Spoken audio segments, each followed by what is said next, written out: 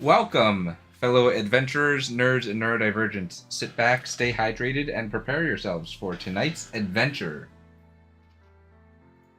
Last time, the Legendary Misfits had rushed back to the keep, and they were greeted by fire and destruction.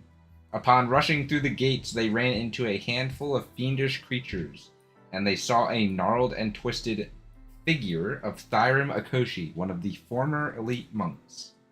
Around his figure was the visage of Baphomet. It takes many rounds of combat, but they eventually bring down the fiends assaulting the keep and focus in on Thyrim. They were able to defeat him in time to stop the summoning process. Now they must see what awaits them within the keep. You had all also run over at the end of combat to the blood-soaked Kira and Kazuto that had rushed outside and looked rather out of breath. Yep. What do you do? I immediately go over and start talking to him. Get down. Is it their What blood? happened? What happened? Oh, well, a little while after you guys had left, we got assaulted by the big guy over there and these demons. And, Kira, what'd you call them? Oh, they were, pit fiends. Some pit fiends broke into the keep. We had to corral all of the non-combatants, all the civilians, and defeat them. No, this is not our blood. This is the blood of demons. What's it look like inside? Oh, well, why don't you come in and we can discuss with the rest of the council. I nod and follow along. Is everyone Were there going any inside? casualties? Were there any casualties? While you guys are walking in, you can continue talking. No, Okay. Thankfully. We were able to hold back. It was only a couple of pit fiends. I don't think they expected the keep to be as guarded as it was.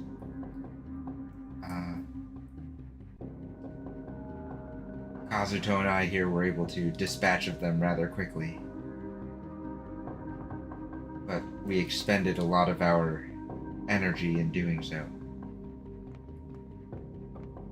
Elrin and Asuna and the rest of the council are all with the civilians in the basement.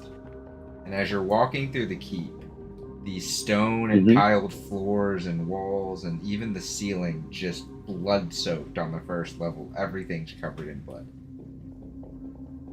This black, viscous liquid that's hot to the touch and seems to be slowly evaporating. Slowly evaporating? Yes. Like its own heat is causing it to just evaporate. Interesting.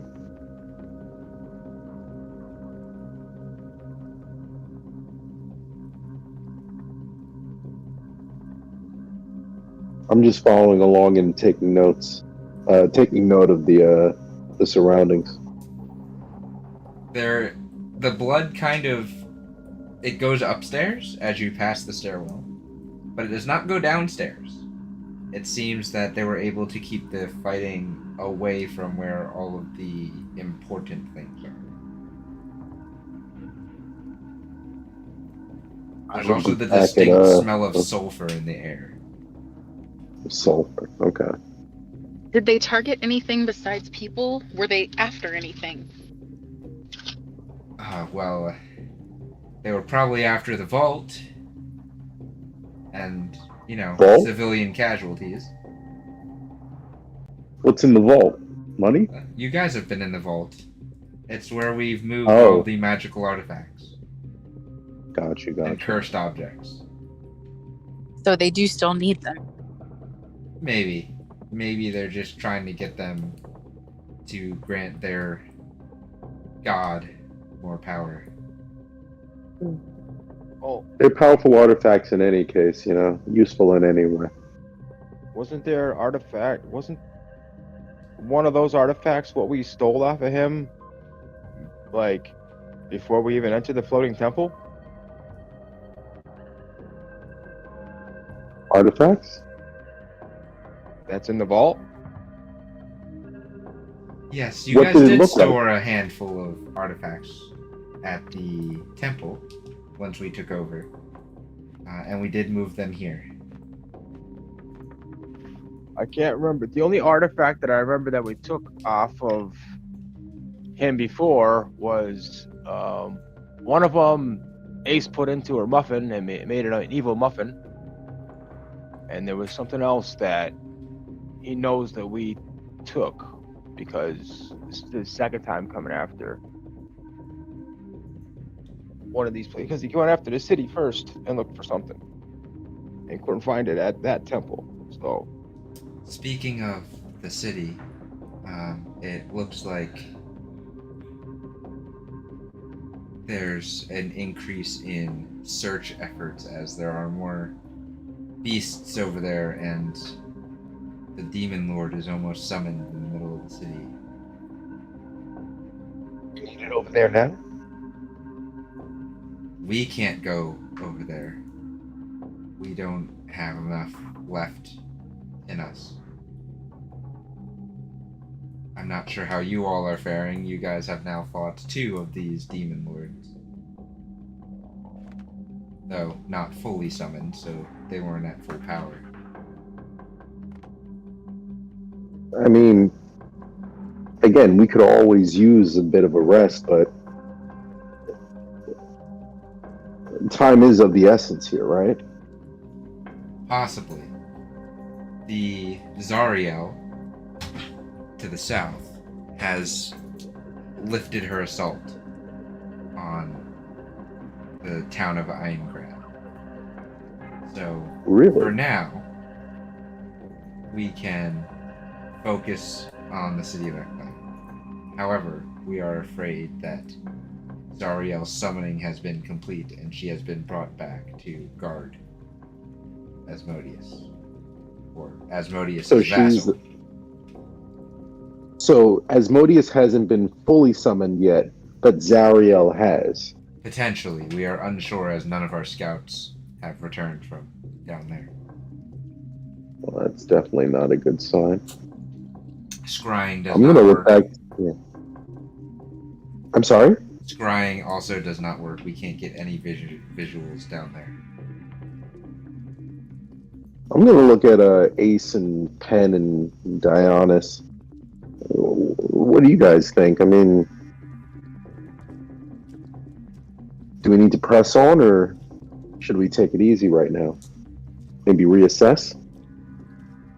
All right.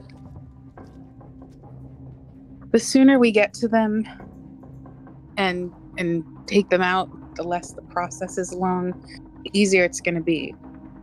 I agreed. think if we need to rest, I don't know. I'll do with a short. What about everyone else?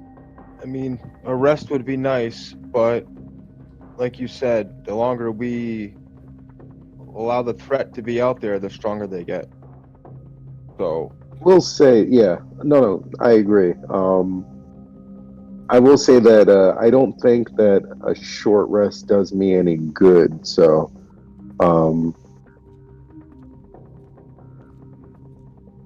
if you guys want to press on, I can press on. Are you What? sure? I can, but again, that's only if the rest of you all can and are feeling up to it. I'll make do on a short, but I don't want anyone to push themselves because not everyone's me. well, a short rest used to do something for me, but now I'm an archdruid, so I don't need to worry about refreshing my wild shapes. So, if anybody else is beneficial for a short rest, then I say we take one before we venture off. If Yep. not, then just head out. Yeah, again, Ace, if you need it, we can take it. Why don't we go talk to Elrin and see if there's anything she can do to assist? I feel bad about taxing her so much. She's already done so much for us. Well, we kept her out of this fight, as well as we kept Asuna and some of the other, and most of the other counselors out of this fight. That's why young Kazuto here and I are so spent. We did most of the fighting ourselves. I believe you. Did anybody investigate And- whose blood this is? By the way. The blood? Yes. No one investigated the blood. I just told Malachi what it looked like and smelled like. While Malachi is doing what he's doing, I'm gonna start investigating it. Alright, roll an investigation check.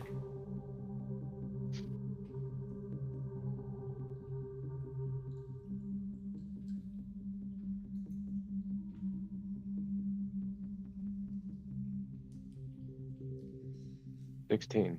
What are you looking for in particular? Just general properties, or are you looking for something specific?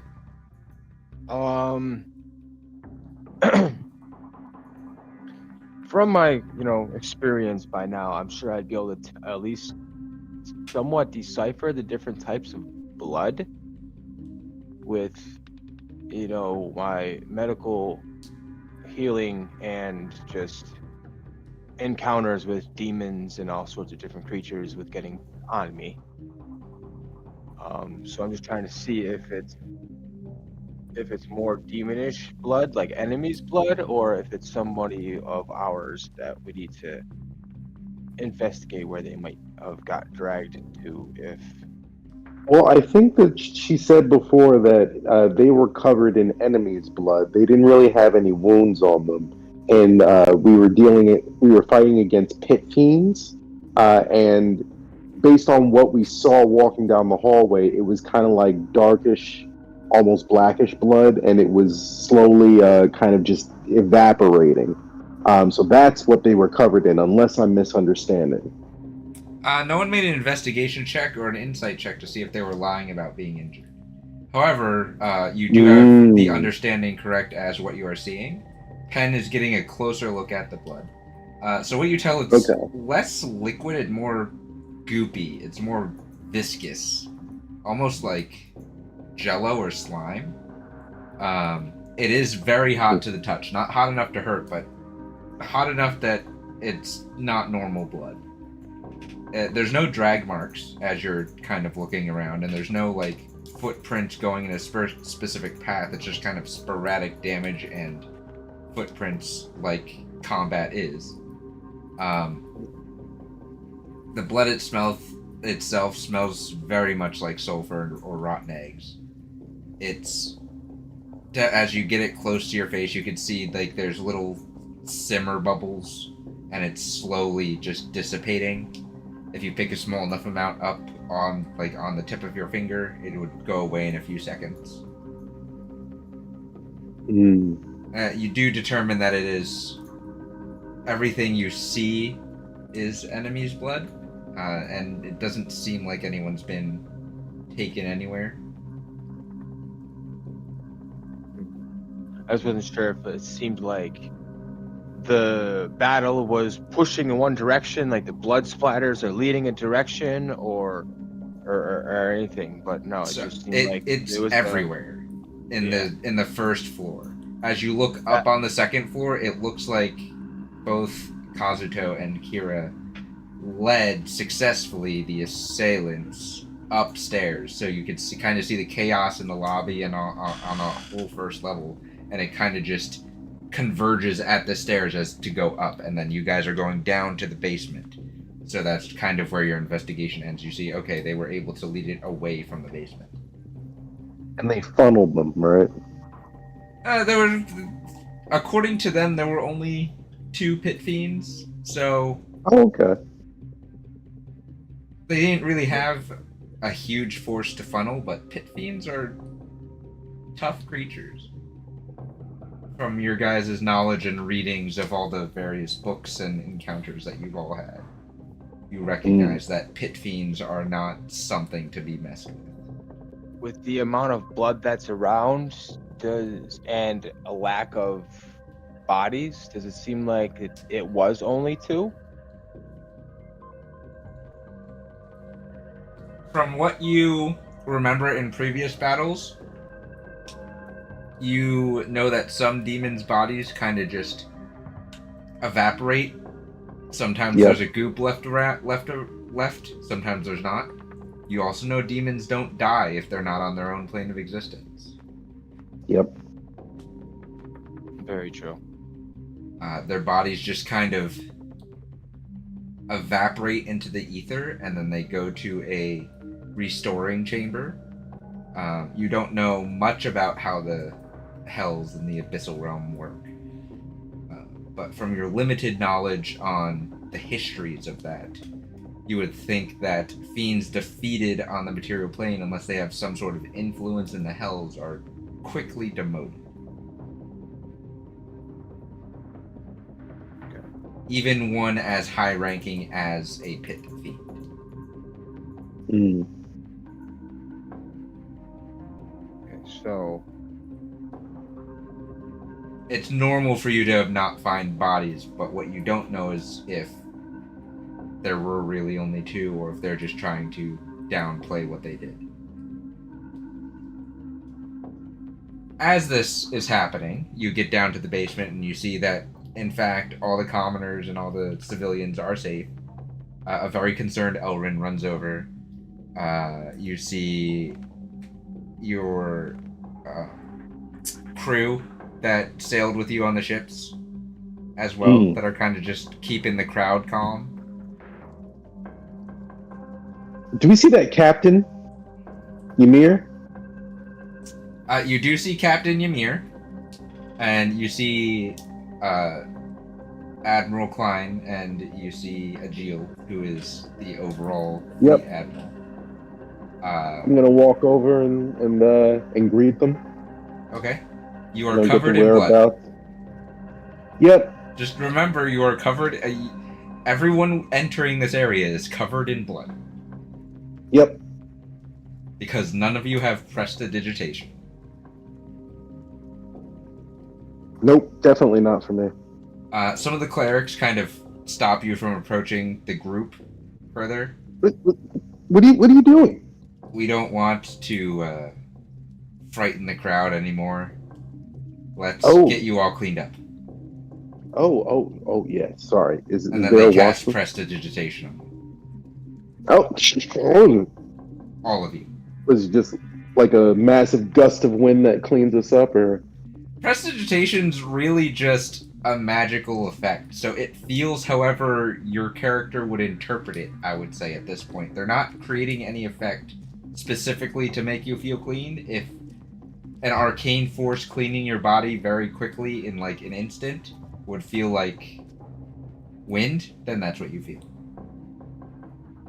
I mean, it's the arcane force. I imagine it's just like twinkles and then poof.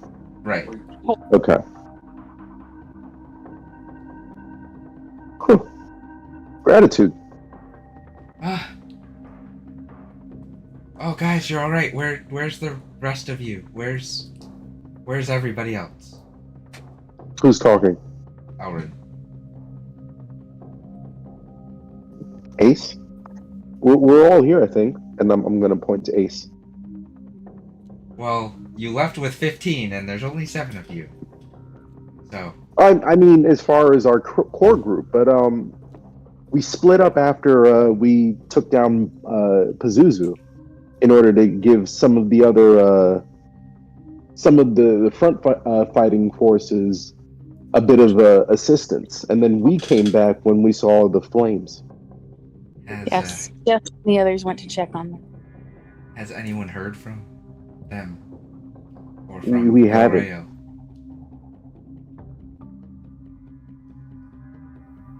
Nothing. Yeah.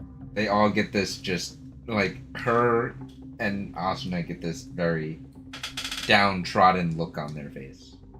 Very concerned look. Did he carry any sending stones? Did any of his group carry anything? Well, they have plenty of mages that can just use sending. They don't need the stones. That's fair, but I don't think they'd have the opportunity to, given how many enemies they were fighting. It's not like Gilrael to leave us in the dark. He's crazy, but he follows protocol. Yeah, with everything He except is uniform. Don't I know it? You Man, remember the vividly creature- his uniforms of late. The creature is allergic to pants. I don't understand. Someone else just in the crowd in the back perks up. Yeah, he says it lets his junk breathe. I mean, you think there's nothing obstructing there, you know? But one good whack and Malachi just kind of like swings, Mm-hmm. you know? Who was that speaking, by the way? There's just a random crowd person in the back. Looks like one of the blacksmiths that you've had help you as the group. Well, I know you. He just kind of lifts up his hammer in the air and chuckles. Oh, Yeah, there you go. how are the rest of you faring?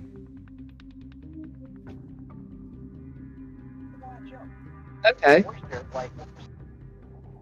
Oh, there's a lot going on right now. There's a lot of people we need to worry about. So I'm holding up as best I can.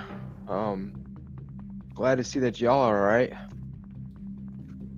Well, we have a lot of scared people down here, but no one's injured, thankfully. Let's try to keep it that way.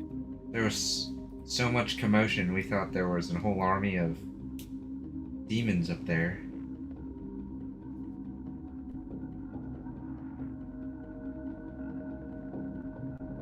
And outside, everything's destroyed.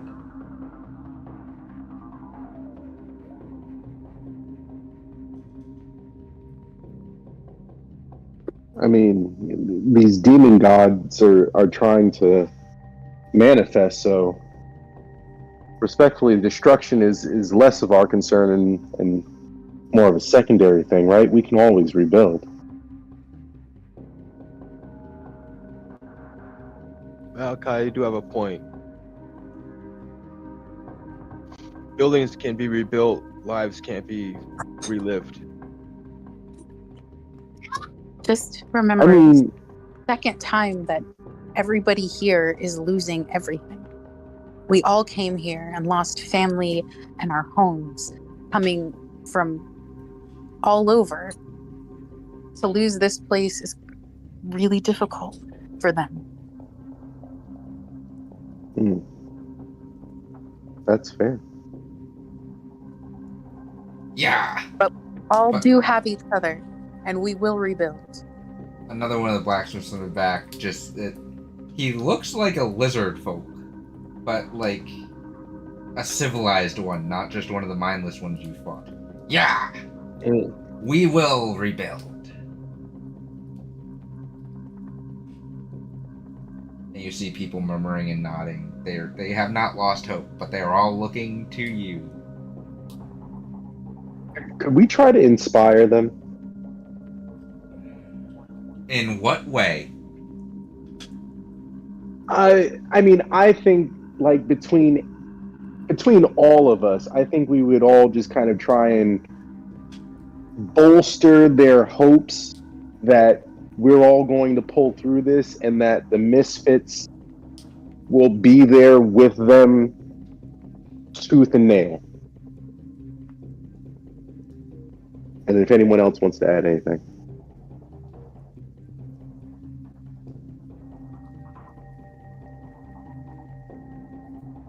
I will say, go ahead, Pen. I mean, we are and always will be there for you guys, no matter what happens. But we cannot do this alone. So we need your guys' strength as much as Elrins and our leaders, we will get through this together. We just need to stick together. If we don't stick together, No we matter- might fail. You go first. If we don't stick together, we might fail.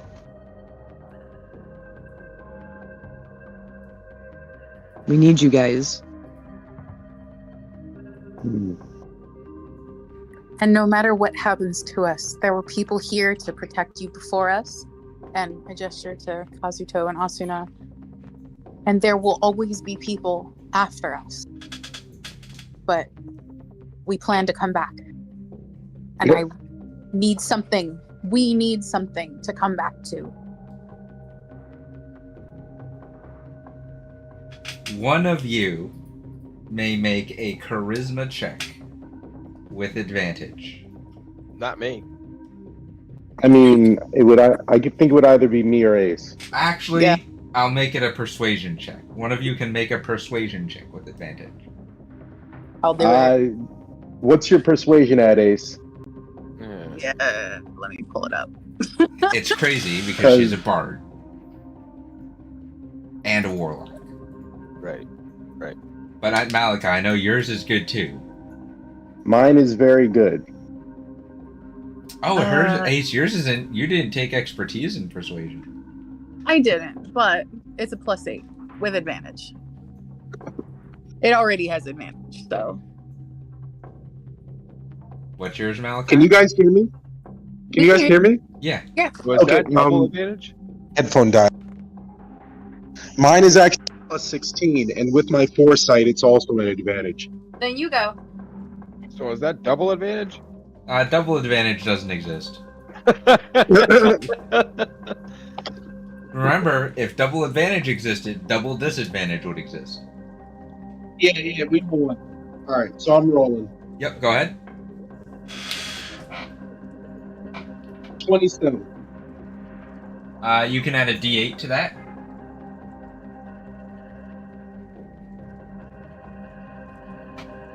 Ah, 3, so 30.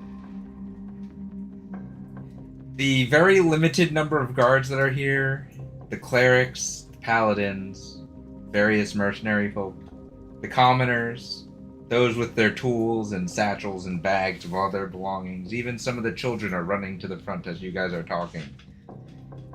And like in the scenes where there's an inspiring speech, the few versus the many, the swords against the shield clacking, the Braveheart speech, the Immortals speech, the Patriot rally. I can't think of any others right now. Everyone starts just nodding and cheering. Dead poet. Those with sword What and was that, Ace? shield. Those with swords and shields clang them together and start chanting. Oh! Yeah!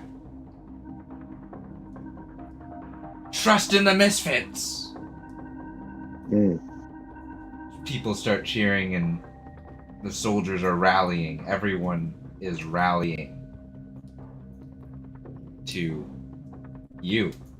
Each of you. All of you.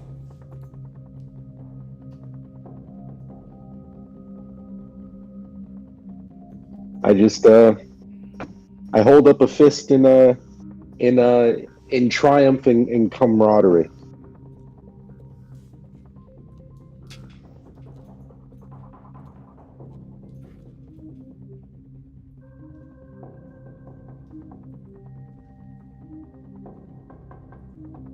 I will also hold up a fist.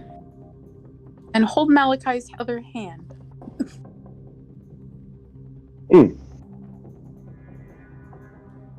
It does them well to see us getting along, you lump. And then for like half a second, he just flashes you like a quick grimace, and then quickly goes back to smiling. So I don't know if anyone would even notice. No. Everyone's pretty riled up right now. I walk over to somebody, one of the commoners, Mm-hmm. and I grab their hand and I raise it up in the air. Okay. Nice. So this way It's I'm like, like come here, holding his guy. hand up in the air. You got It's your not too bad. dragons. Your dragons who had to squeeze down the stairwell are both kind of just chuffing in the back and up on their hind legs and slapping their tails. Do they understand what was said?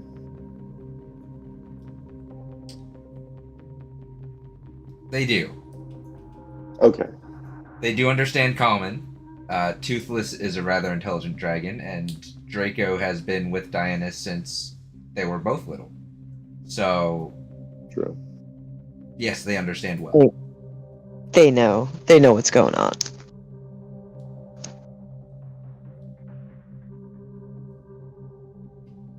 This was good.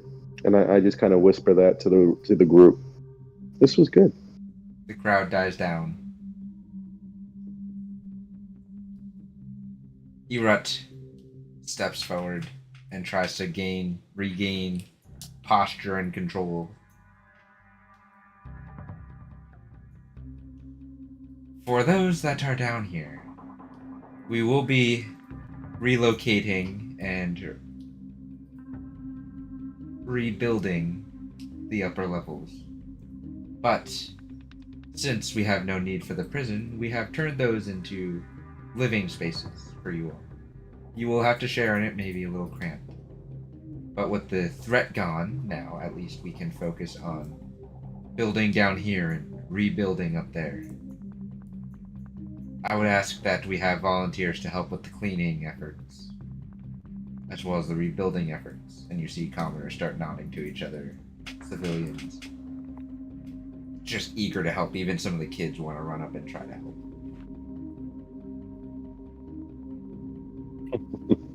As for the lot of you, I will, as was decided previously, manage the reconstruction efforts. The ship crews will be in charge of maintaining perimeter defense. Right now, that would just be the stairwell, but as we rebuild, we need to rebuild our defenses as well. Defenses is definitely priority right now. Since the mercenaries are just our two high counselors, Kazuto and Asuna, the overall project gets handed off to the temple, as there are still some monks, paladins, and clerics that have stayed back.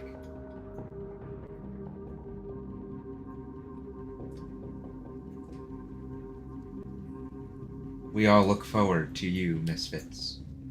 You are the light of hope in these dark times.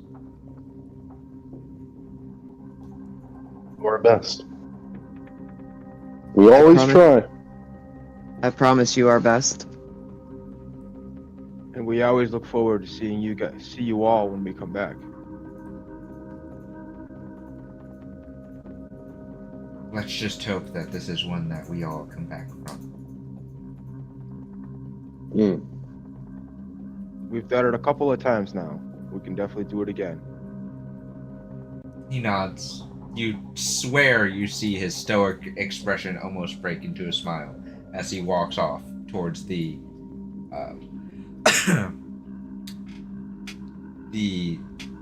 I guess, rebuilt area of the prison that is now just a survivor area.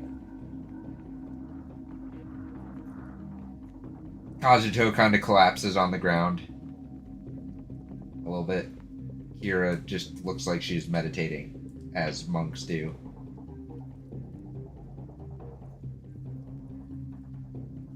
Now, after prestidigitation, Okay. I'm sorry. after prestidigitation, you do see they are very cut up and a little burned. Huh.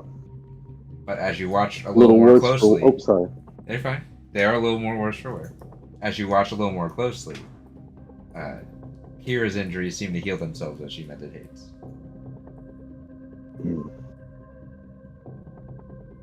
Kazuto's just taking a nap on the stone floor in the basement.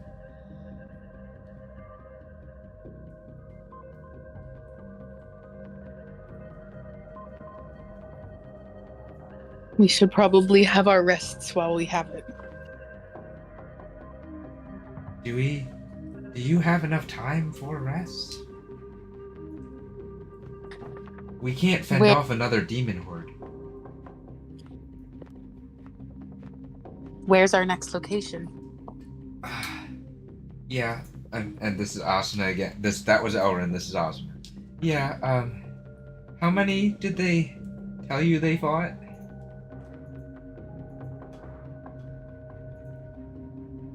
Well, we I fought don't know. too. A dozen?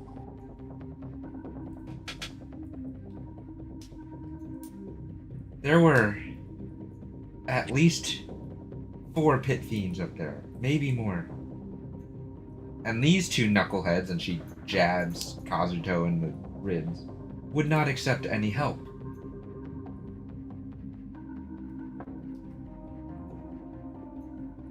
I look at them kind of astonished. We all need help.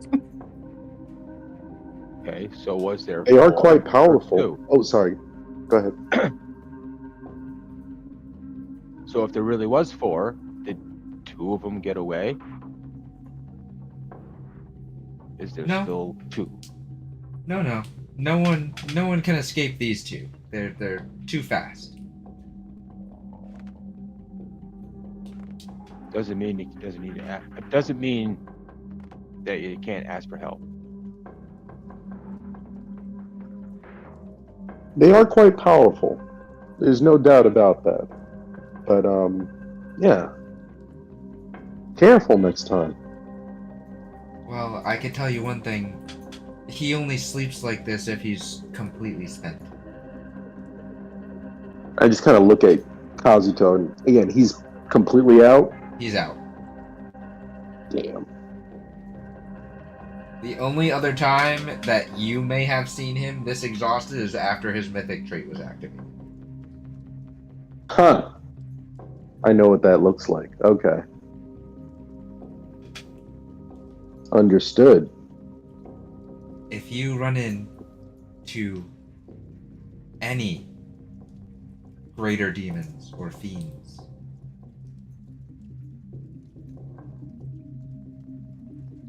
just be careful.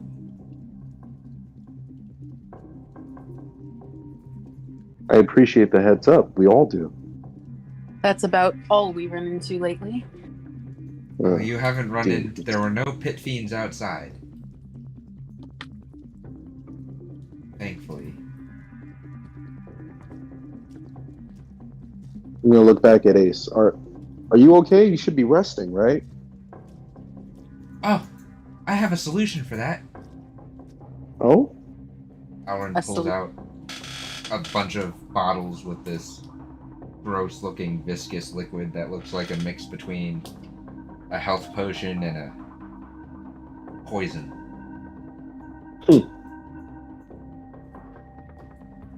Delicious. You harvested Yep. the apple. Please. I didn't have time to recharge my spell that I used before. But I did make a concoction that should help a little bit, at least. You're speaking of Heroes Feast. No, there was a magical effect that washed over you guys before that gave you the feeling of a long rest. Oh. I take one of the bottles. Okay. What's it smell? What's it smell? Ace. Do you uncork it? Yes, Ace goes to sniff it. Make Well, You're a poisoner. So I will say you can make either a medicine check or poisoner's kit. Medicine, let's go. I'd say a medicine check. That's going to be the best bet. Rolled, aren't you? I don't think twice about it. I just take it and drink it. There we go. 12. Okay. So Ace, it doesn't smell bad, but it doesn't smell good either. It's like teetering with your senses, like, is this bad? Is this good? I don't know. Pen, this liquid is like the same consistency as the blood that you were poking around with upstairs. Doesn't taste great, doesn't taste horrible, but you feel quite refreshed. Tomatoes. Tomatoes are good. They do, but their smell is rather ambivalent. That's Awfully thick. Okay. Ace, you too also feel rather refreshed. Did you think it was thick there, Ace? It's almost like mucus, like when you swallow mucus. Ugh. Gross. Like it's like stuck in my throat. Malachi and Daeonis, you are also handed a vial of this. I look at Pen. How was it? I pull out my dragon vessel and I say the draconic word for mead, and I take a swig as like a chaser, and I would say you're gonna need this. Elrin? Yes.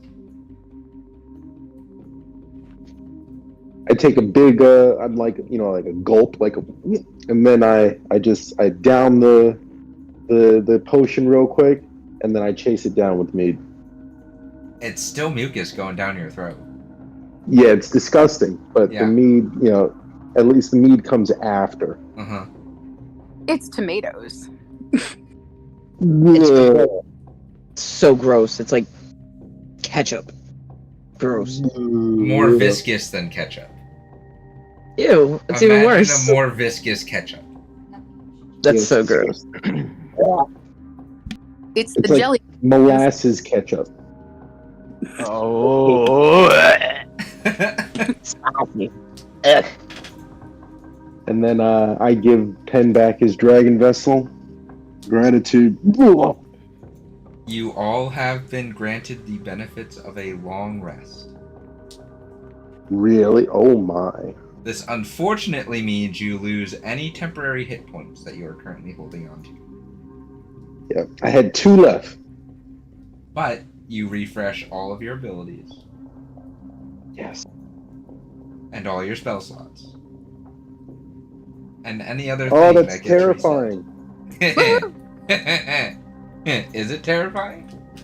That's so terrifying. I hope everybody is as terrified as I am, because that means we're going to need everything to survive. Yeah, I mean, yes and no. So, where's our next station? I need to go check on Gilrael. Yeah, we need to follow the pantsless one. Make sure he's all right. I don't think you guys are gonna be able to get there. No? Why is that? Well, There's trees there's all a over. large amassing force of very observant demons in the city. Oh. And you have to cross their scout path to get to where Gilrael is. Him and his forces may be laying low in the brush to find a way around the scout path so that they are not detected on their way back. So then I could. Well, what side of the city do you think he's on? Because I can just possibly pop out of a tree behind them.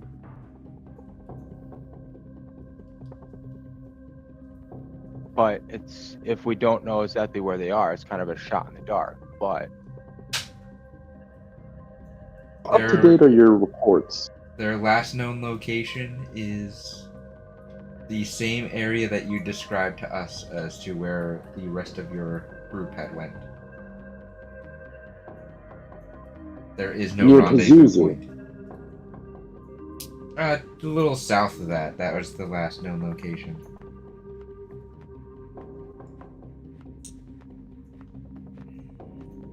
I mean, I guess Penn could tree stride us over there.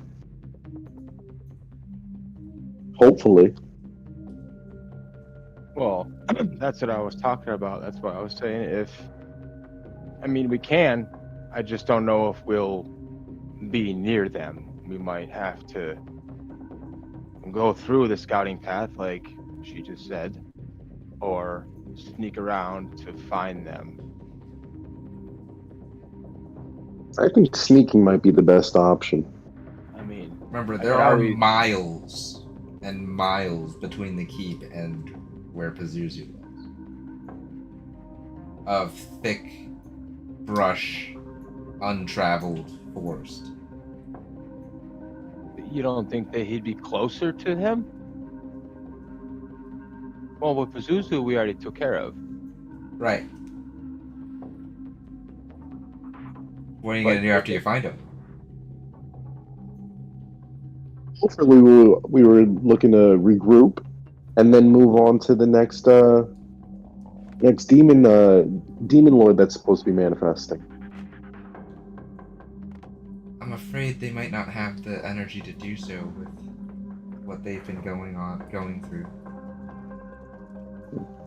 Well, we planned what I thought was we would go to where they are to assist them with their current situation, have them come back here, and we'll go take care of the final threat. And this isn't the final threat. No, there's two. They're at one of them, so we'll help them take care of that one. And then after that, we'll send them back here, and we'll go take care of the final threat. We don't know if I have to they're say- near the city. We just know they're Yeah. somewhere in the forest between here and where you were. It sounds like you're saying we should trust that they can fend for themselves and move in on Zarya. No, Zariel's no. to the south. I don't think you want to move into her just yet. No? You don't have the I forces. mean, I prefer to go in with as many forces as possible, but I think we all want to make sure that Gilrael and those guys are at least all right. Zariel is to the south with Asmodeus. Do you think you can take on both with the minimal forces that we have here? No, not right now, but all the more reason to go after Gilrael. You can. Or you could target the city and try to stop the Demigorgon. There's a Demogorgon?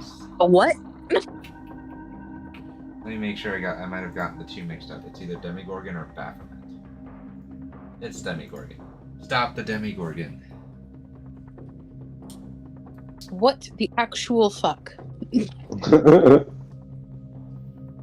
Seconded. Can you explain what this Demogorgon is? The Demigorgon, the Prince of Demons, the sibilant beast, and master of the spiraling depths. Demigorgon is the embodiment of chaos, confusion, and destruction, seeking to corrupt all that is good and undermine order in the multiverse, to see everything dragged howling into the infinite depths of the abyss. Lovely.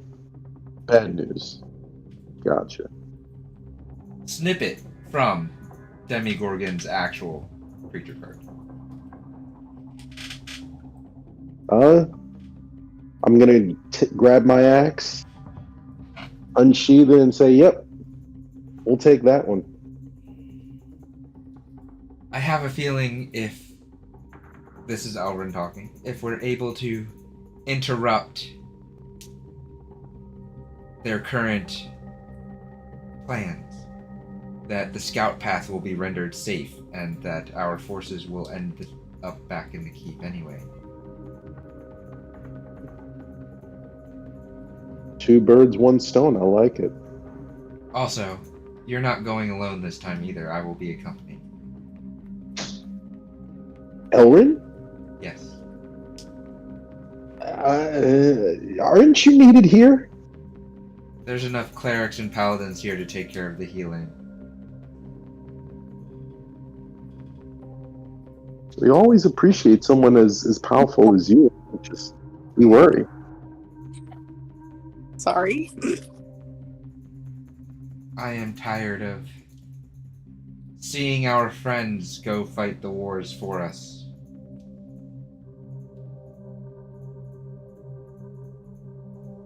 Yes, but we're also here to keep y'all safe.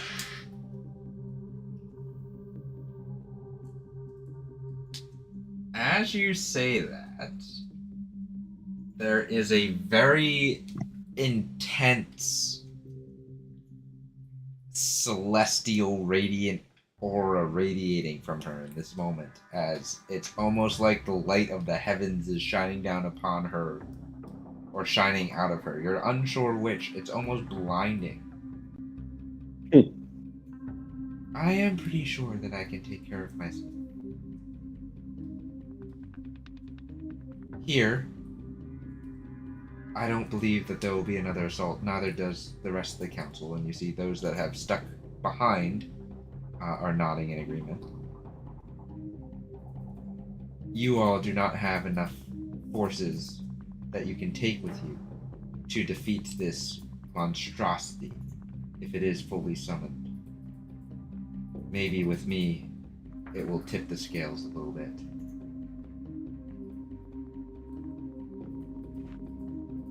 Gratitude. I'm not saying that I don't appreciate your help. Was just saying that we were here to protect y'all. I was asked upon from Stardor to protect the celestial dragon. I Which is you. appreciate that from the creator of the Gem Dragons. It is fortunate for you to be following such a benevolent being.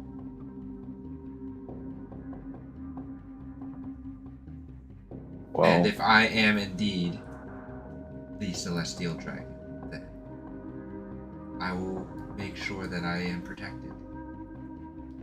However, I would not be able to live with myself if I sent you guys into another demonic battle without the proper knowledge or forces.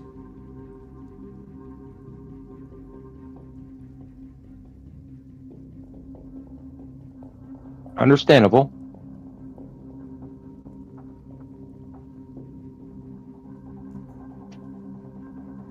You have all been refreshed. You have drank a disgusting concoction to get a long rest.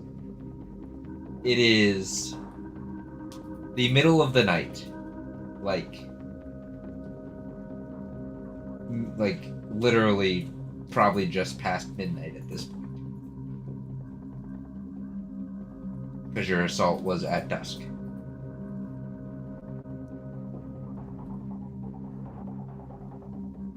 Oh, we should also mention that the city's on fire.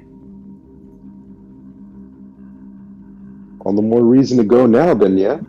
Yeah, we seen all the smoke before we came here.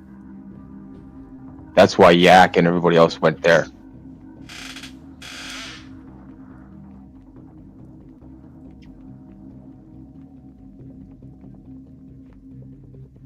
We're ready for round 2. Round 3. Round 2 started when we sorry. got here.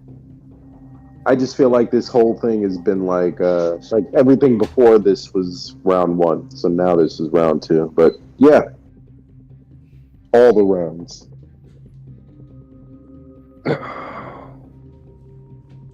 What is the consensus to the next point of action for the Oh. Legendary Misfits.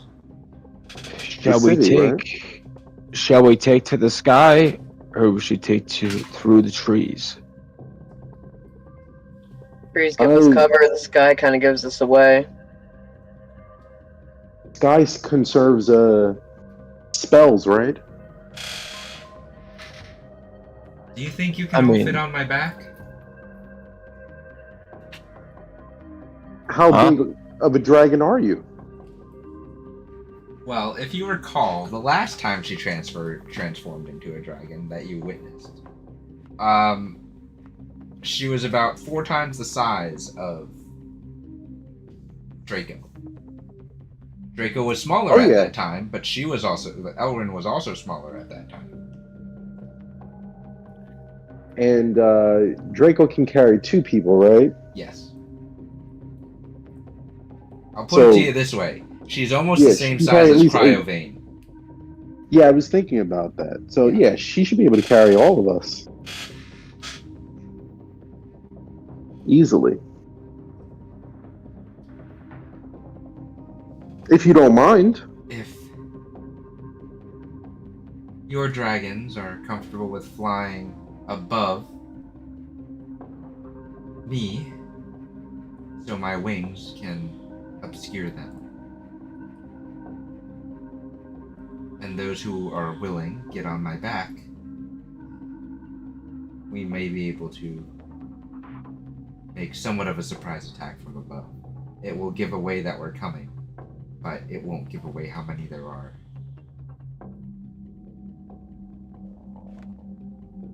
I can support this. I like it. I like it. I agree. I hate fire. All right. Now, the 2 of you with dragons, you are free to ride on the back of my dragon, or you can ride on your own.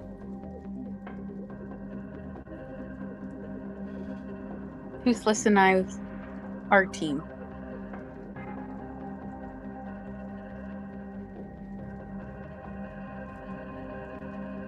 Just remember, keep in my wing's shadow. Can do. Be honest, will you be riding Draco, or will you be on my back? All right, Draco. Thank you. We'll keep an eye on your tail. We're not gonna have very long once I transform. The transformation's rather noticeable.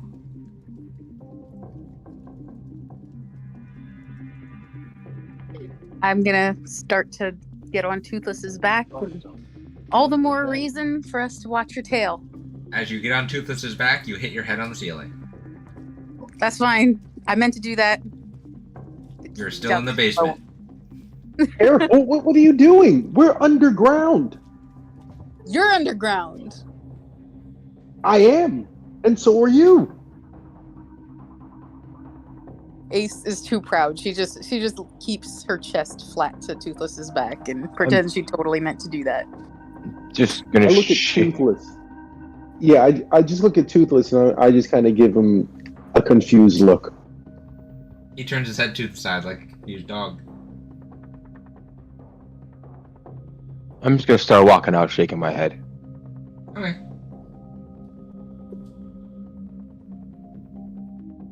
If Elrin's walking out, I'll follow her. Yep.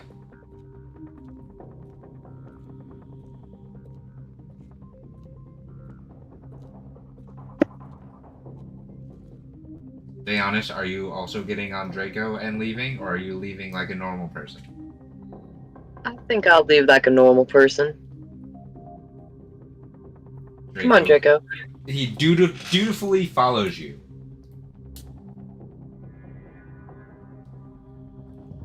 Ace, That's my good boy. Yes. for you're on the back of a dragon who had to squeeze through the stairwell to get into the basement. Lovely. I need you to make an athletics check for me. All right.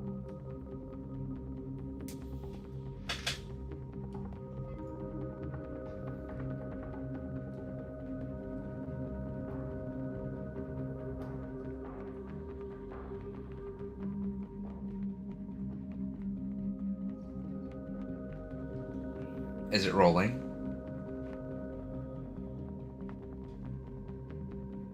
I don't see anything rolling. No, sorry. I don't know why it's pain. There we go. Again? A 9. It's the second 5. You're able to make it through. It takes a while. And some stones crumble to the ground behind you.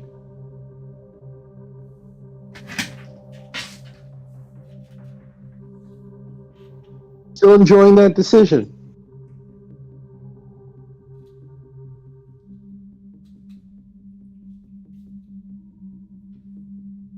I regret nothing.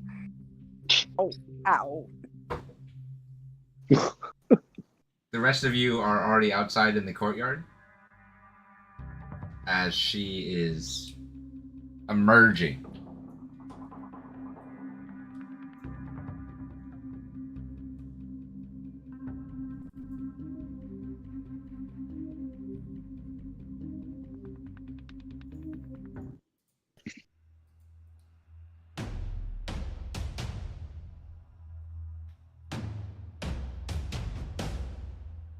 She does eventually make it out to the courtyard. No. She likes to make an entrance. Dragon riders are ready. Alright. This may be a little shocking. Stand back. And Give her calm a your wide berth. dragons. It's not the first time we see you do this. I've gotten bigger. Yeah.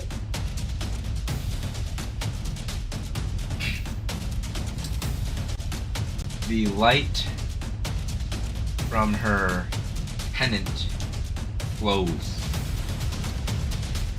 and her form glows, kind of like when a Pokemon's evolving. Yeah. And she becomes obscured in light for a moment, and then her form shifts in this light obstruction, and she becomes this giant dragon. How giants. I'm gonna give you a visual.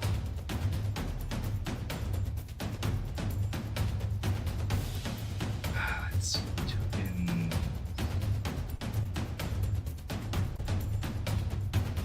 She goes from smaller than you guys to that size. A Dang. little larger than that size, actually. My baby's growing. Just this huge dragon with golden and white scales glowing in golden radiant energy. Magnificent. She can still speak as well. Alright. Are we ready? Are we getting on? Yeah, I slowly and respectfully get onto Elrond's back. Okay. How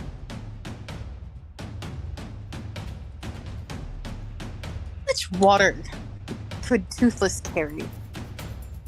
How much water could Toothless carry? Like, in containers? I guess, yeah. Like if you were flying. Like, say if I were to strap a tarp to each foot in the back, and he like scooped down and grabbed a bunch of water in said tarp, would he still be able to fly with it and maybe drop it over an area? No, tarps are not a great way to store water. He would have difficulty getting back into the air. All right. Trying to have him be like a airlift or like a water drop for whatchamacallit, for forest fires. Yes. He's a smoky, Toothless the smoky bear. Right? Are your dragons ready?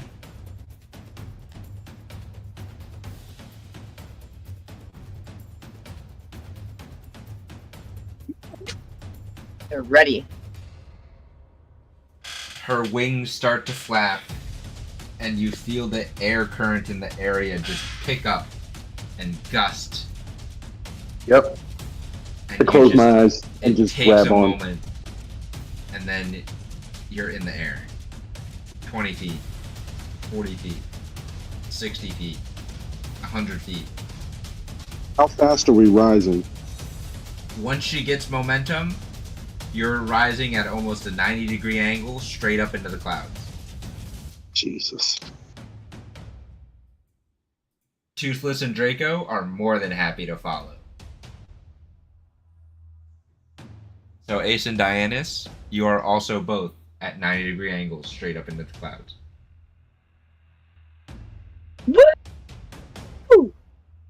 Sweet baby Jesus. Once you break the cloud line, all the dragons level out. Everyone still holding on back there? Yeah.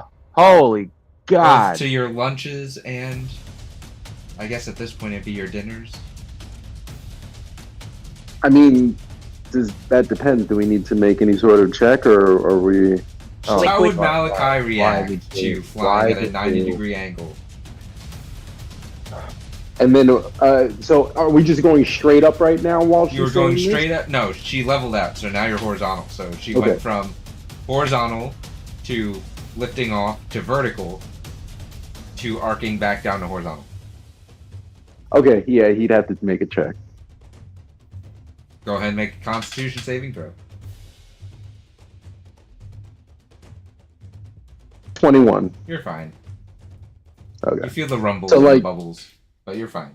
Yeah, and for like half a tick, his cheeks expand, but he like, Mm-hmm. he slams his chest and just like gulps it back down. Yep.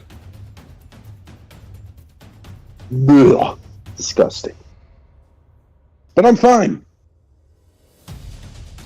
How about you, young Pendragon?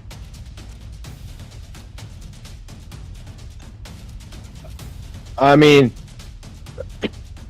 I've been in the air before, but I've never been this high. It's kind of hard to breathe.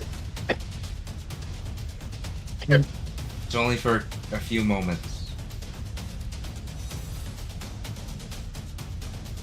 You and Pen and Malachi, you both look up and you see that the other two dragons have done pretty well at keeping up. Not surprising. They fly well. Ace and Dianus, how did you enjoy your 90-degree high speed It was great. ascension? I liked it. After flying around with packs, I'm getting more used to it, but it was still a little scary.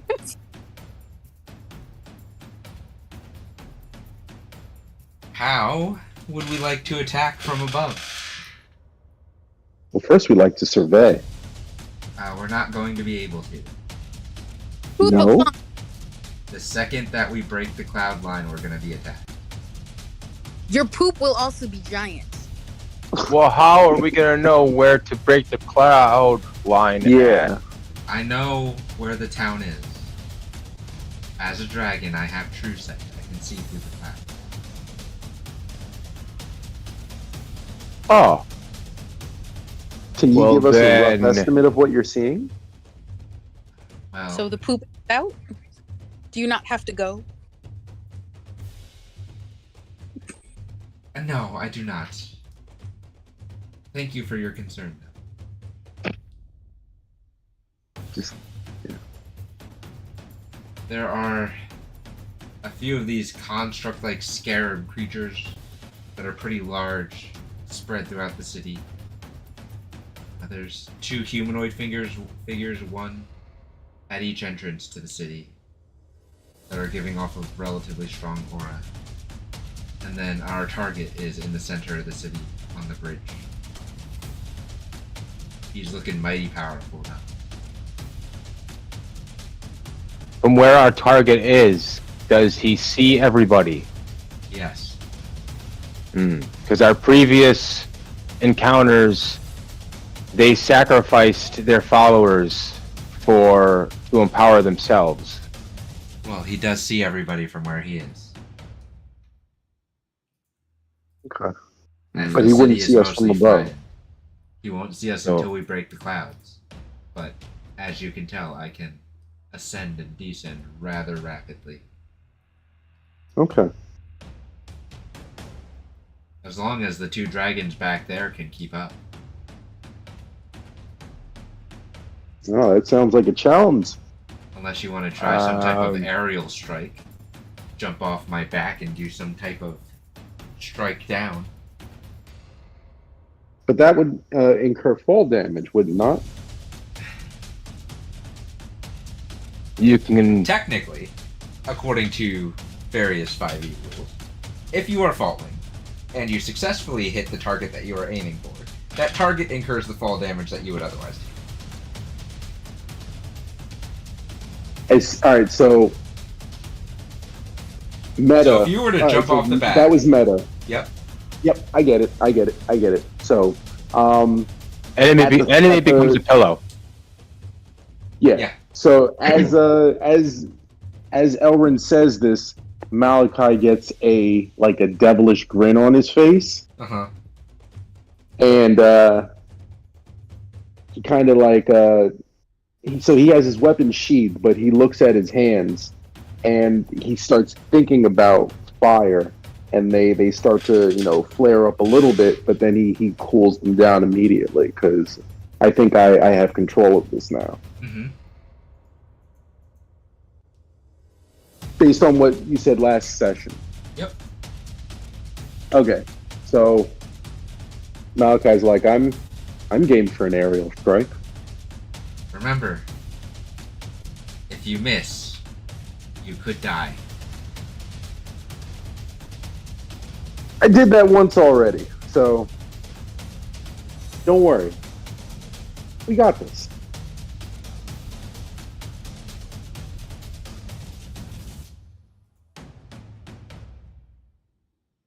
Young Pendragon, are you going to be partaking in this aerial strike as well, or would you like a softer landing? I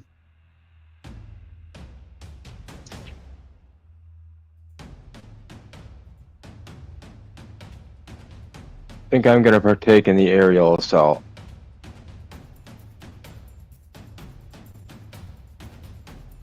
Ace and Dianus, back there on your dragons.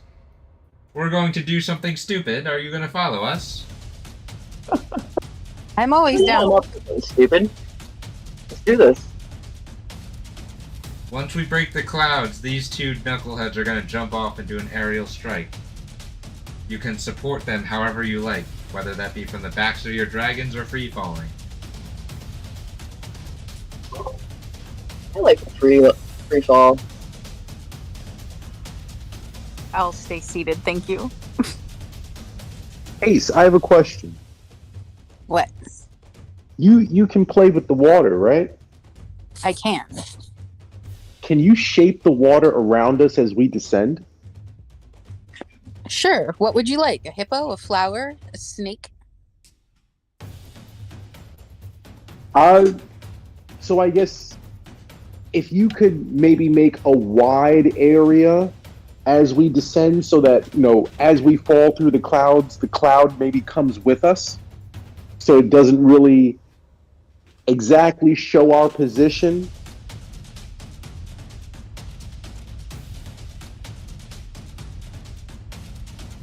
Well,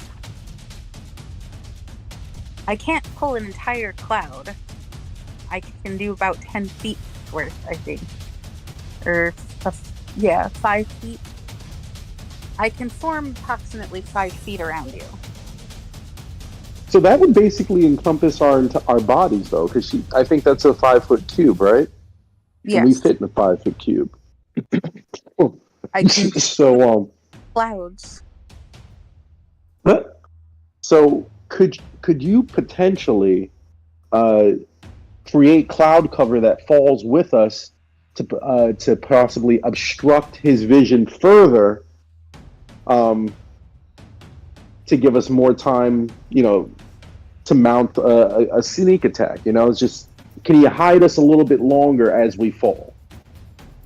I can normally only do one at a time, but I can try to do two.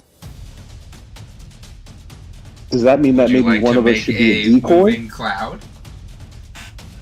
Essentially, he wants me to shape water as like a fog or mist or cloud, turn them into little clouds to cover them as they're falling. So shape water, I can like sort of like move it with it, but normally it's a 5-foot area, so I could only do one at a time. So up to you in terms of if I can try to do two. Make an Arcana check. Ba-ba-ba-ba-bum. That would be a 33. Woo! Do you feel confident in your arcane abilities to do so? To make a I'll do moving my- No, the cloud. magic. Not multiple clouds, to make a moving cloud that will move with them and you. Yeah, As long as they're in range of your spell. I'm gonna have to keep up with you all. Toothless, are you up for it? Chuffs. How fast do we fall per round? In free fall? Yes. I have that statistic somewhere. Is it 60?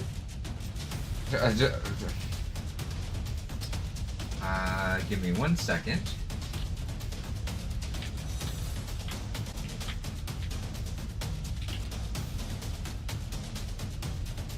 Let's see.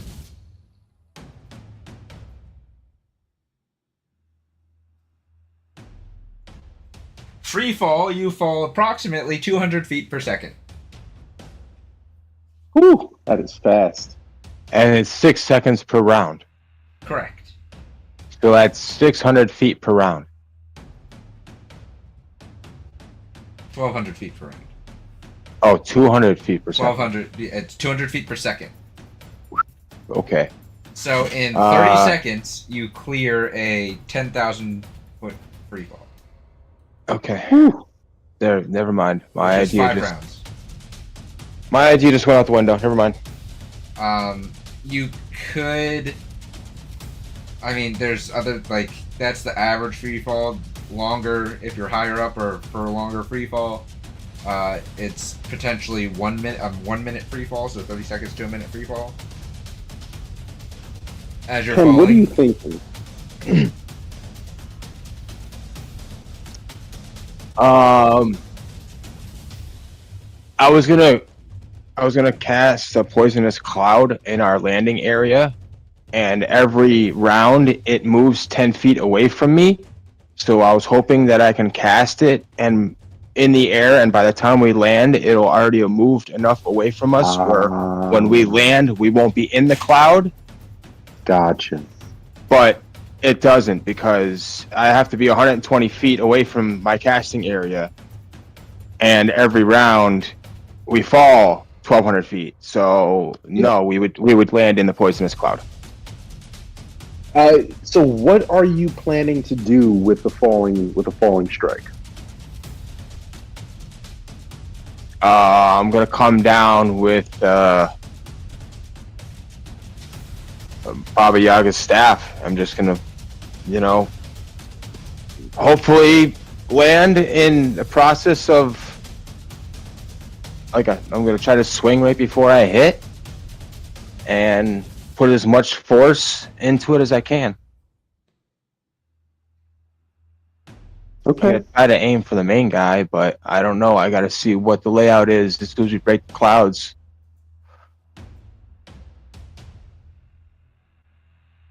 All right. We are approaching the point in Ah. which we will have to break the clouds. How high Okay. is the clouds? Like general atmospheric height.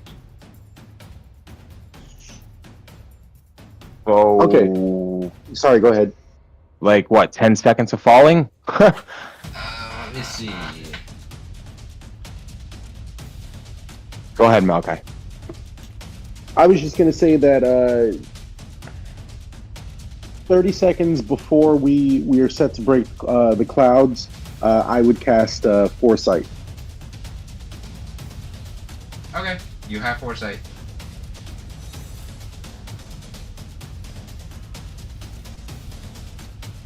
Don't you still have it? We did the long rest thingy. Yeah, but that wasn't an actual long rest time period. It was just we drank it. But it replenished all of our things. Correct. So would it So took if he any recasts buffs it, away? he Okay. because he Gotcha. probably had about 4 hours left. He now has the full 8 hours again. Gotcha. Okay. I'd say you are probably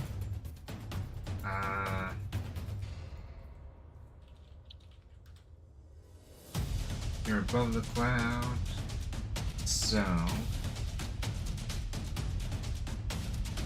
you're about 2 or 3 miles. I'd say you're probably about close to 4 miles high.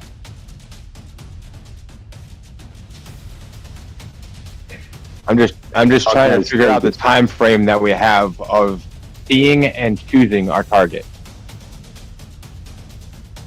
You know what I mean? Once you jump off the back, you're just falling. There is no choosing. Well, we can kind of aim our trajectory, Yeah. kinda like when you're I get what you're skydiving. saying, yeah. Like there's a target at the bottom, so I mean, Right. can we see him? Once you jump off the back after breaking the clouds, as long as Ace's cloud cover isn't too thick that's obscuring you, you'll be able to. Oh yeah, that's true. Okay,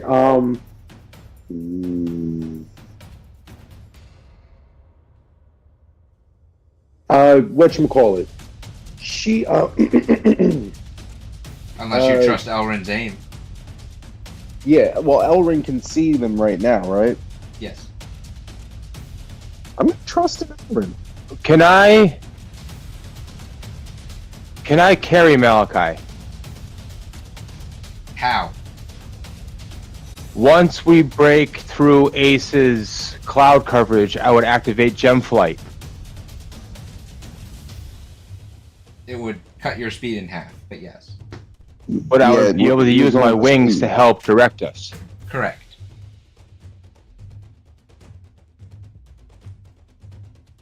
I'll say That's this, a your thought. fall speed, if you hold on to Malachi, your fall speed doubles, but your movement speed is cut in half. Right, I was just So essentially the fall damage is heavier. Fall damage is just based on how far you're falling. You're not falling very long, though. So if you're trying to direct yourself, and your movement speed is cut in half, you have half the ability to change your trajectory. And you're falling at twice the rate, so you have less time to change your trajectory. It was just a thought, just in case we had to. That's all. Like, I don't want to see us smash into a building or nothing. No. If you have a way of making a quick adjustment, that is perfectly fine. I also have a way of making a quick adjustment. I can always wild shape into a giant eagle and grab the both of us to save us if we're not going to land on anybody. So, last option, Yeah. we are not going to die. But we got to be 100% positive that we're not going to hit our targets before I, rescue us. Absolutely reasonable.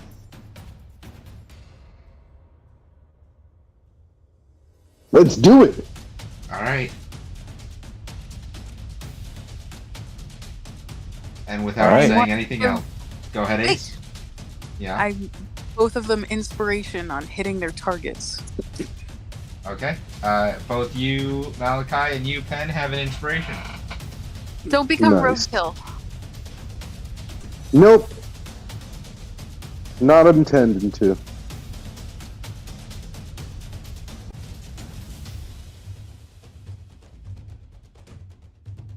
Ace, when are you casting your spell?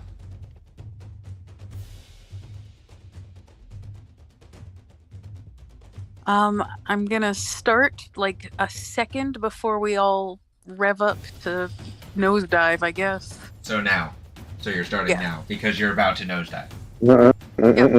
Literally like a second before we start to nosedive, I'm gonna pull all the mist together and push it out right in front of us. Well, I'm gonna need another Arcana check. Yep. 1 second. Yep. First one was to see if she thought she could do it. The second one is to see if she can actually do it. I'm having the skill monkey do it because I'm holding the baby. Skill monkey. That's a net. Oh. You couldn't have asked for a better roll. Woo! Wow. Clutch. I said it before. I Nah, said it before. Funny. Yo, clutch. This You is go- Cloud Lady here. You all go into the dive, and as you break, right as the nose of Elrin in dragon form breaks the cloud, just this, I'm gonna say, like 30 cubic foot sized fog cloud just forms and follows you all down. So sick. And it has the added effect of just leaving vague bits of cloud and fog behind it so that it doesn't look out of place. Oh my god, it's perfect. And you're diving fast. Mm-hmm. You are about 3 miles up when you break the... You're just under 3 miles up, so about 15,000 feet when you break the clouds. Diving vertically. All of you. Mm-hmm.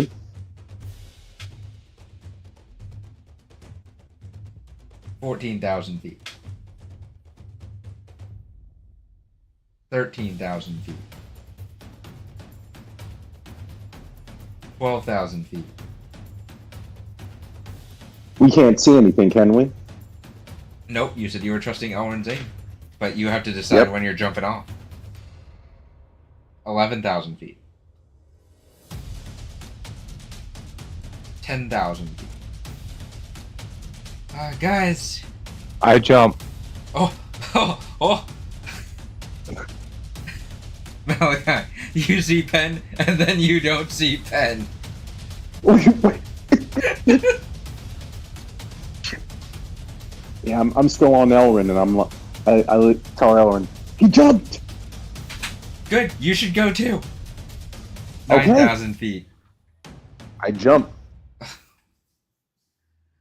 Ace and Daeonis, you see Malachi and Penn, and then you don't see Malachi and Penn.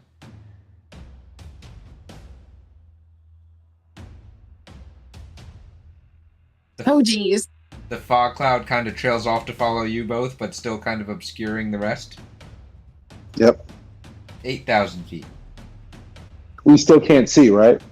No, because you had requested to be obscured in a fog cloud all the way Yeah. down. But we trusted Elrin, so Yes. 7,000. But we can't see where we're landing. 6,000. Can't see what we're landing on. You are still Oh, God. unnoticed. 5,000 feet. 4,000 feet. All right. Can we pause for 1 second? I have a question. Yes. So we are falling. Yes. How quickly do we have the option? Like, when we'll have the option, I guess, to get off one set of actions and bonus actions, I'm guessing. This is a surprise round. Yes. Okay, so this is the surprise round. Okay. Yes. Okay. Understood. You are Understood. unnoticed because of the natural 20 on creating a fog cloud. That moves. I also have one other question. Yes. If I Dragon Force, Mhm. I'm on fire, correct? Flames lick up from your body and you look like you have dragon scales, but you're not on fire. Okay, no problem. Understood. It's like when Natsu goes into Dragon Force, at first there is fire, and then there is not until he is attacking. Yep. It's like simmering underneath. Okay. Right.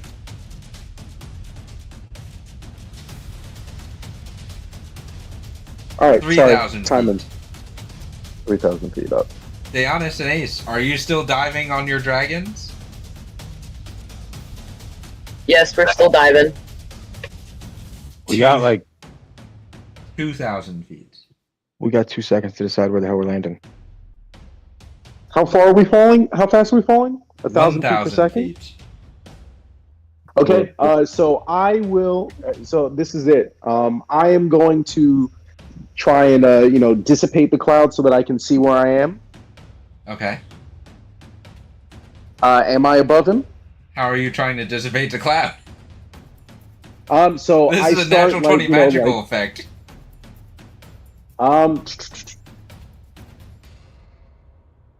Fuck. How would I dissipate the cloud? I don't know if I have anything to dissipate the cloud. Unless I use a spell. But then that uses up my action. Hey, you can Misty Step at the last minute to redirect where you're going to fall at, yes? Yes, but I can't see. But if you're going to see the ground at the last minute and possibly see someone, you can Misty Step to them. I don't know about me, though. Okay. So we are so we're literally half a tick up. If I activate my my exploding crimson blade, will that dissipate the cloud?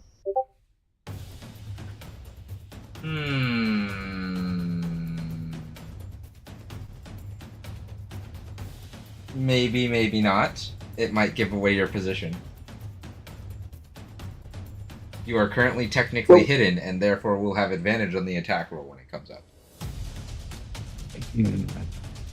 Sorry, I'm just trying to time this so that we don't slam into the ground, because I want to do this as I believe we're about to hit the ground or make contact with our enemy. You are obscured so well, and you put your trust in Elrin, so I will tell you when to make your attack roll.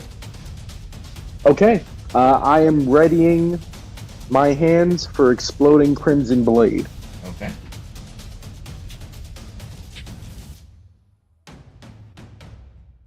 $700 feet, 600 feet, 500 feet.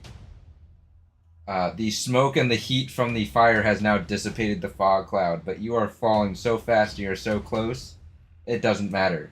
You are right on target. Pen and Malachi, both of you make attack rolls with advantage for whatever attacks you're using. Gratitude.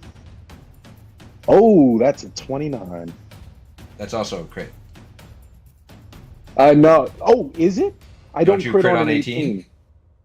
Or No, you only crit on I'm not 19s? at that level. Only crit on 19. Okay, so it's not. Pen, go ahead and roll your attack. With 27? A 27? Let's see. They both hit.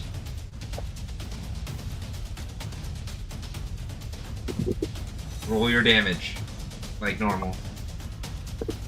Each of you. Hold on one sec. Headphones being silly again. Can you hear me? Yep. Okay, sorry. Rolling damage.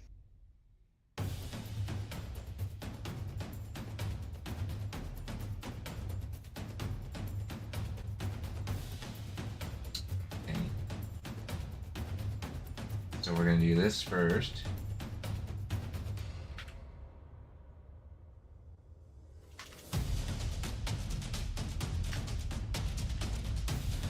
Can I smite on top of that too? Sure, go ahead. Neither of your And attacks with the- deal as much damage as you were anticipating to this entity, but it's still a lot. Go ahead and smite. At what level? Well, quick question: does the smite combine with the fall damage as well? All the damage is being done at the same time. Okay, so then I will smite at the first level. Go ahead and roll your smite. I'm just having you roll the normal damage first before I try to calculate the fall damage. 2d8. Not great. 5. And that's radiant. Yes. Doesn't like the smite. Does not enjoy it. Noted. You in We're gonna make Dragon this Force re- 2 or no? No, I You did not wasn't in Dragon before. Force. Nope. Okay. We did not Dragon Force beforehand. I'm No. gonna make this 'Cause I real was easy. saving it. Make this real easy. Both of you roll. Mm-hmm.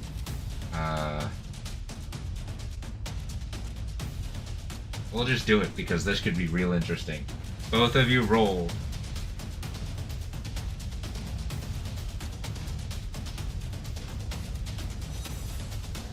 Five D100s. Wow. Okay.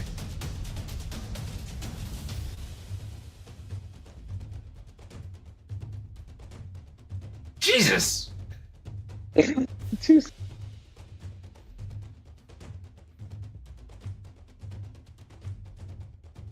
175. Not as great.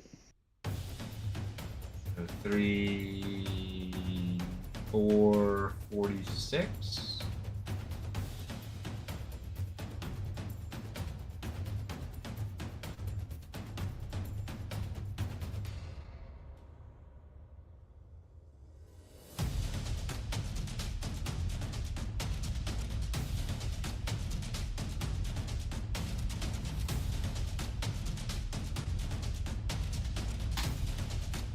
I mean, the person you landed on not looking too happy. You're looking very rough. And you both landed here. And here. You hit him and are able to take your ground, and Elrin is still flying, I'd say, about 10 feet off the ground as she lands up behind you. If the dragons are following her... Are we still on the Ectherian map?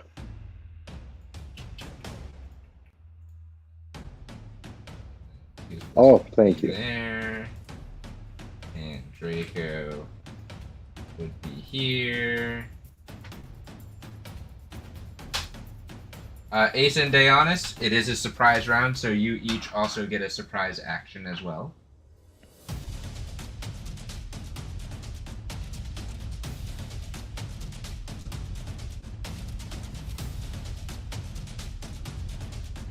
Able to just like barrel into somebody with my war drum, like it's like getting hit by a freight train. I mean, you could. As you break through the clouds because you're diving so quickly, you don't quite see anyone else other than who they just hit. All right, I will follow up after Pen and just war drum someone to the face at high velocity. Go ahead and roll. You're not going to have as much fall damage hit because you're more controlled. But roll an attack roll for your war drum. Will do. Sorry, just checking the map first here. Okay.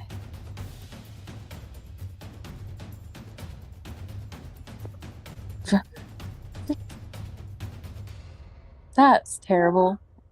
You miss. Yeah, clearly. Because you are on a controlled, you're in more controlled fall. You take no fall damage. You just kind of overshoot your hit because you miss, so you're kind of over here. Daeonis, are you making a strike? I'm gonna come down with my Poor daddy's ugly scooch. with my dagger. Oh, you're just gonna come down with your dagger? Actually, with my cat claws. I'm gonna come down with my cat claws. Okay, go ahead and roll an attack.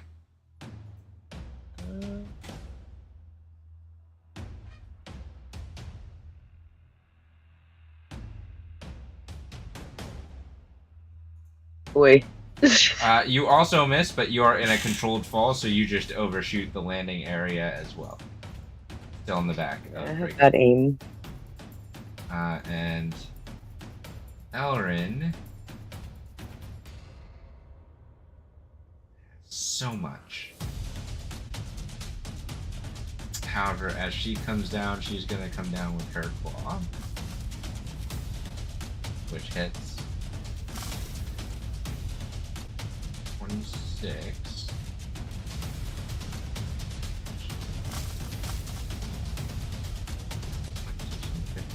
Is 80.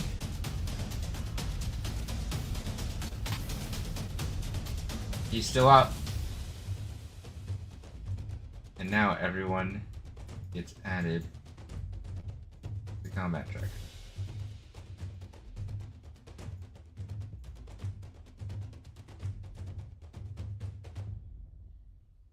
So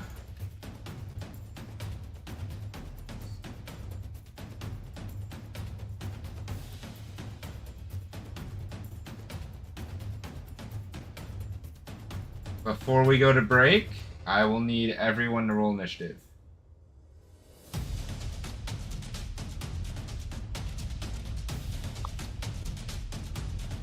Can you grab it for me? Plus a D10. 7. You get plus D10s to it.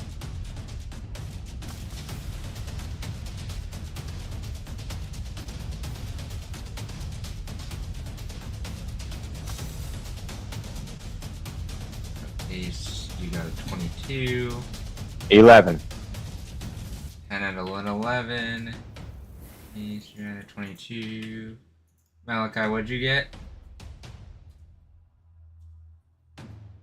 26.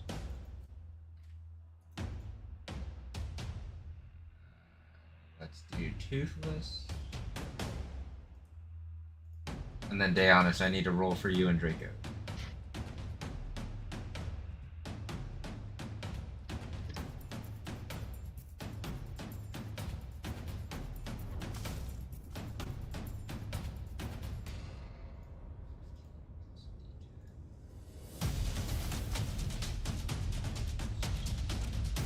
Actually, technically, Draco doesn't need it. He goes after you. Giannis, did you roll and... Which roll is yours? Yours is a 22.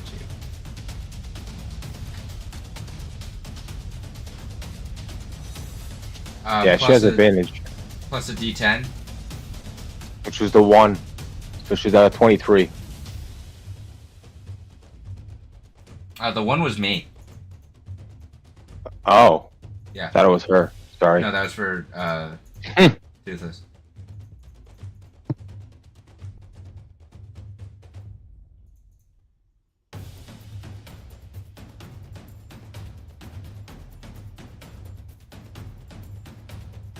Alright. We have initiative orders rolled.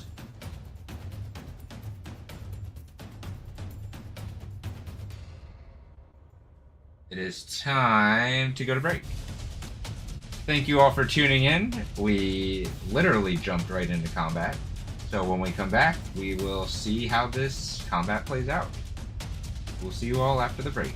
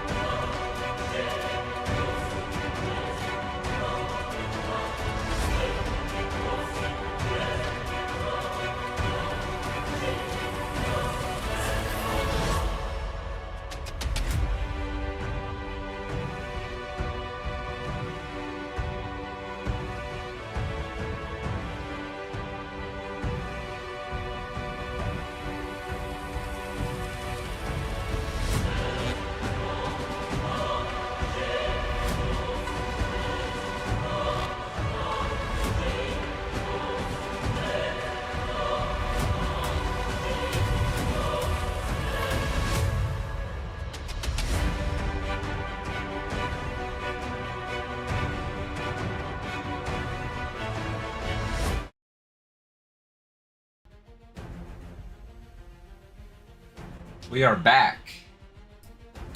We got a little caught up talking about Baldur's Gate and wedding bouquets.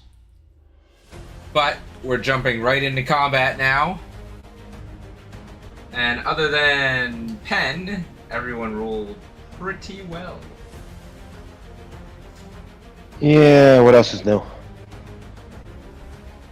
At the top of the round, Malachi, it is your turn. DM, it sounds like you're pretty far away from your microphone. Does it? Is this better? Yeah, a little bit. Let me Say something? adjust. Oh, that's getting better. Let me adjust. Sounds good now. Alright, go ahead. Okay, so standing in front of this guy, what am I looking at? You are looking at the gnarled, twisted, demonic, infused form of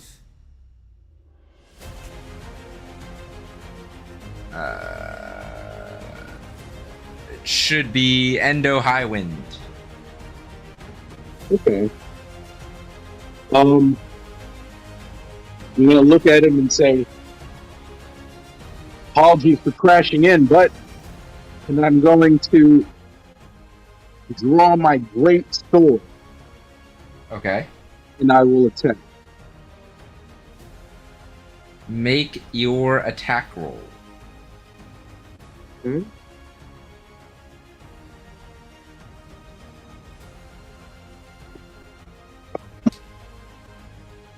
$30. That hits. Go ahead and roll damage. 14. And then next blast.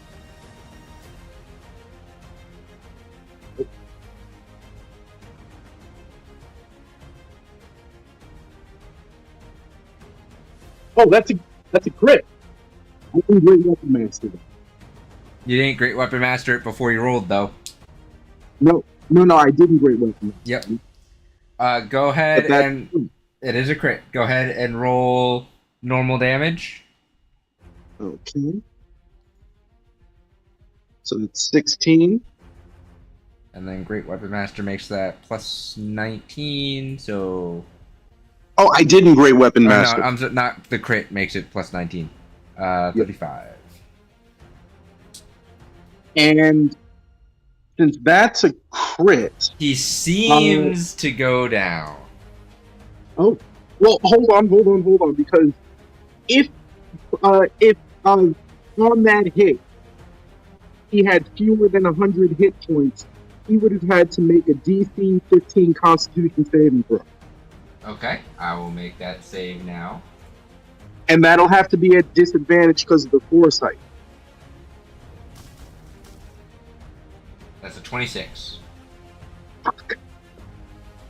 All right, never mind.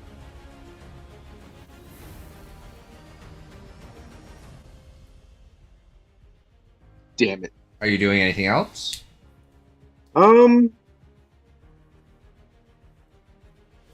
No. As I see him go down, I will sheathe my greatsword. Okay. At the end of your turn, you hear this horrible skittering, death crackling sound to the north of you.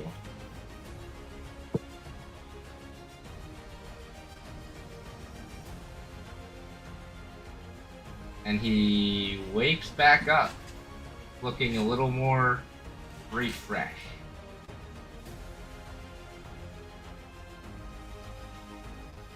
Why don't you do stay dead? Ace, it is your turn. Before... Actually, yeah, never mind. No, I ended my turn. Sorry.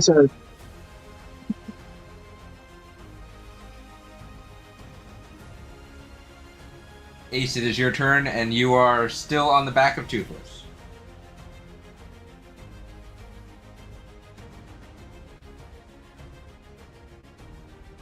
Okay.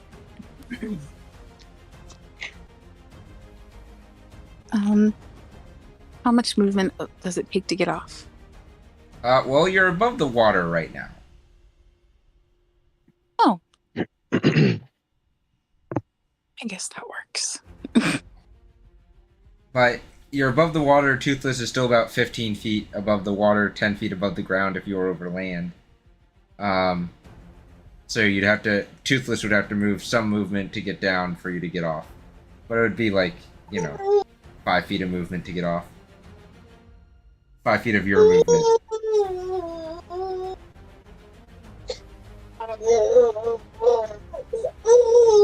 Uh-oh.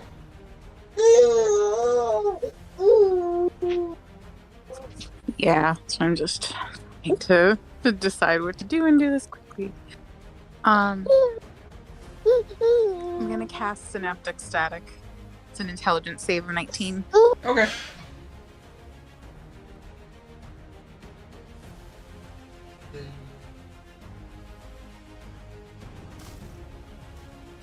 He fails. So go ahead and roll your damage.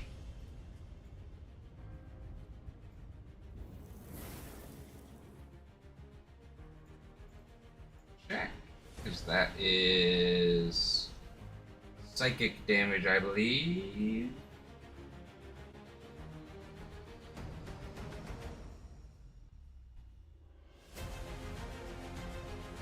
Okay. So apparently also he is incapacitated. Okay. Until the start of my next turn. He is currently incapacitated. What does that entail? I always mix up the differences between the different paralysis and incapacitation and blah blah blah. So, let me pull it up here. An incapacitated creature can't take actions or reactions.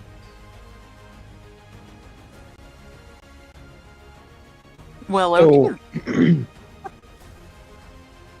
Wait, didn't she attack the Demigorgon? Yes.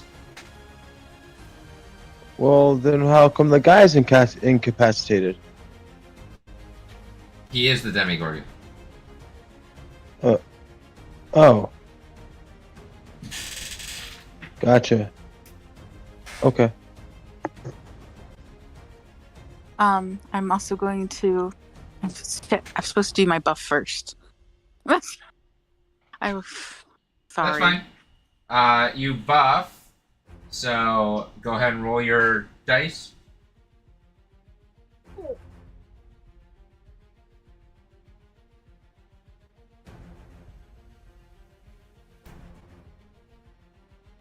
Spinning.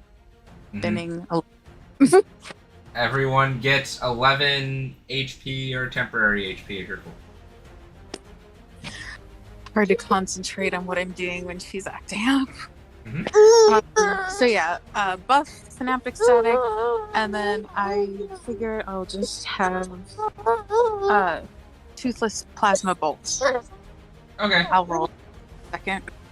We're gonna make the dex save. That's a 20.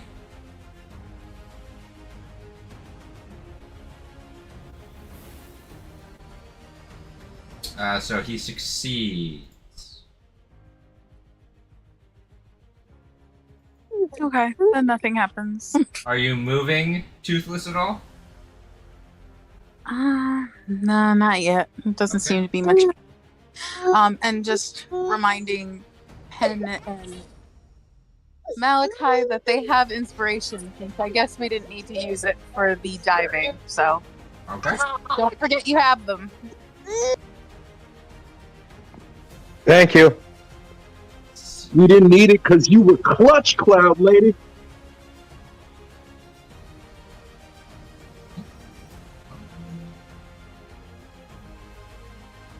But thank you. Deonis, it is your turn.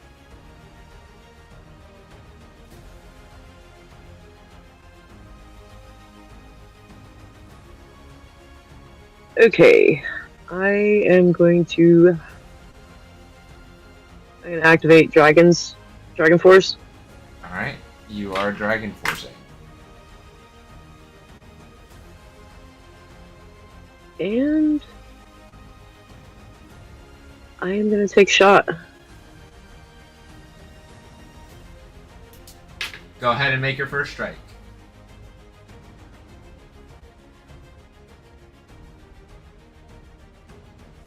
That hits. Go ahead and roll 34 damage. hits? Yep, 34 hits. Not much of 34 won't hit.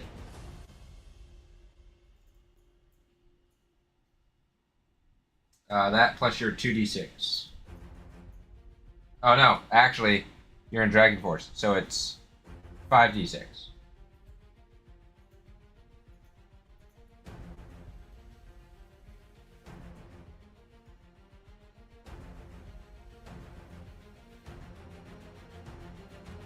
What's the d10 in there for? I'm not really sure why the D10 came up. Okay. So that's 19. 30.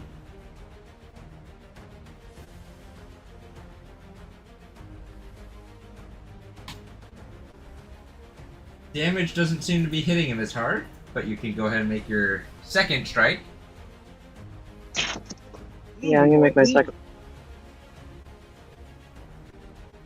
What kind of damage is her attacks again? Piercing and force. A 26 does hit, so go ahead and roll your damage. Thank you. Another 11, and then your 5d6.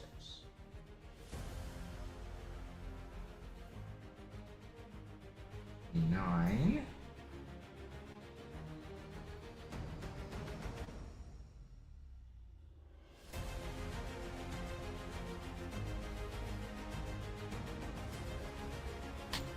Right.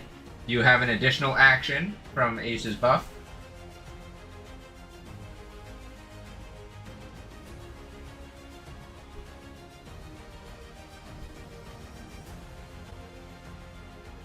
I'm gonna try shooting again. Okay, go ahead and roll.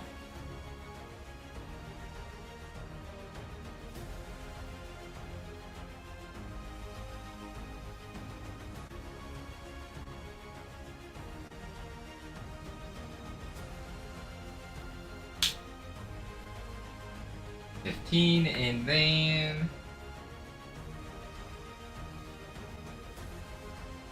so 32.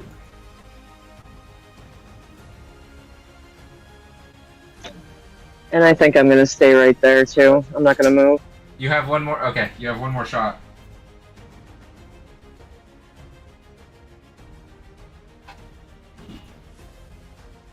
That misses. Well, you have a plus D10, so it probably hits. But let's see.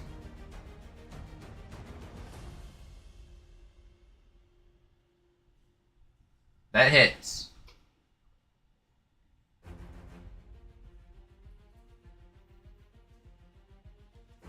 $17 and 19.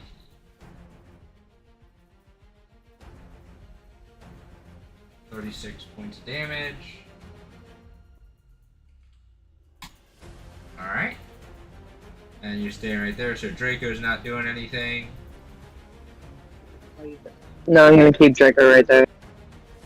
Elrin.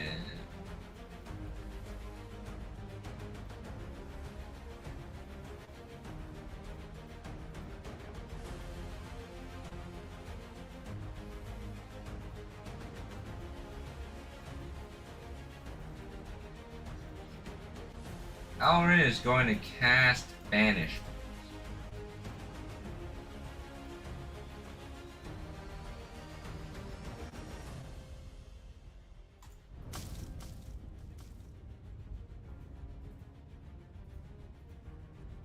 She's just getting rid of him.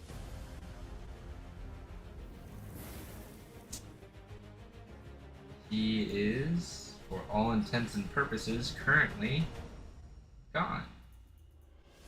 Banished it. For the time being. He is concentrating. I'm gonna look at Elrin. Any particular reason you got rid of him? What? I would just look at Elrin and ask if there was any particular reason she got rid of him.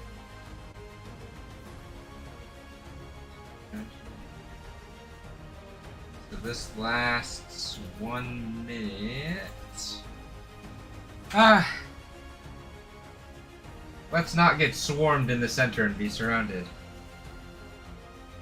Around what you? And then I guess I would look around and see the other enemies around us. Uh-huh. And fire. Noted. And fire.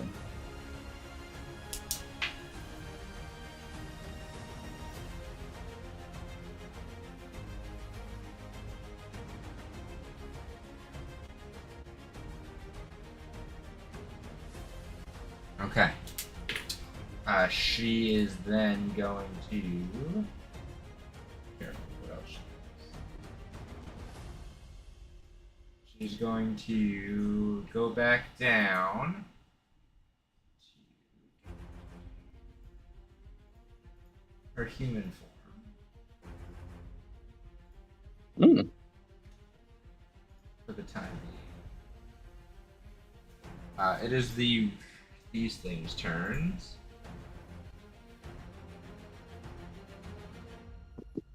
It has they have taken notice of you.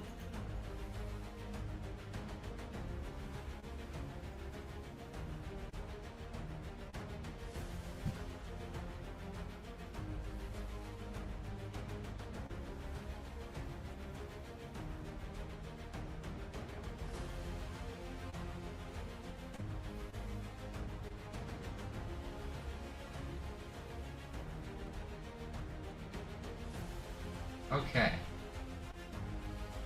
Deonis, I need a Constitution saving throw from Draco.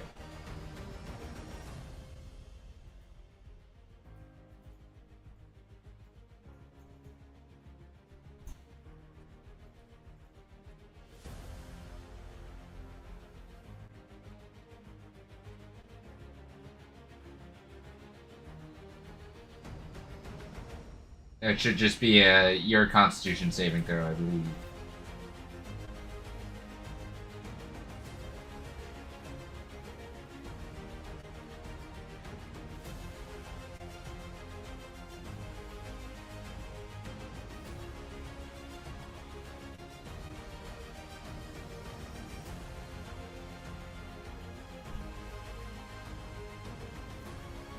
Deonis.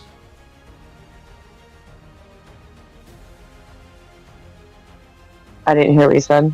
Oh, I need a Constitution saving throw for Draco. Oh. Sorry. Not from you, for Draco. Yep.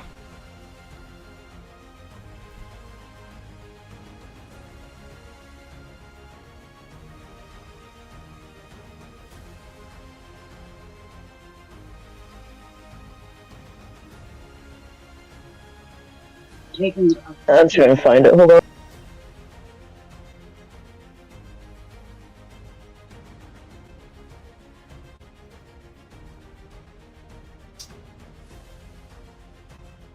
He failed. You guys watch as one of these skittering, scarab-like giant creatures, constructs, rushes over here and then looks up at Draco and shoots this beam at him.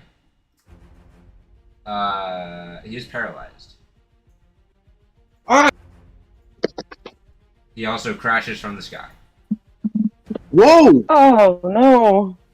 I'm still on the back of him, like. In the trajectory oh, that you're shit. going, he is paralyzed, and because he was flying, he is now also prone. I need you, Deonis, because you are on his back, to make an athletics or acrobatics check. Laugh.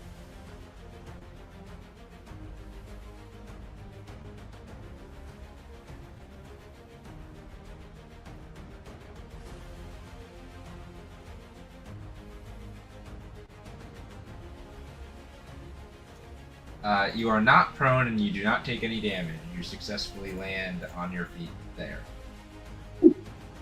Like a cat should. Is that all this thing can do?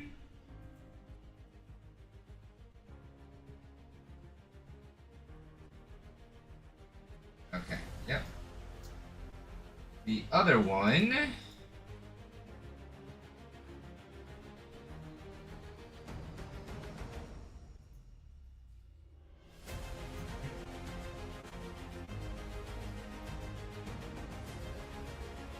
He can see Toothless.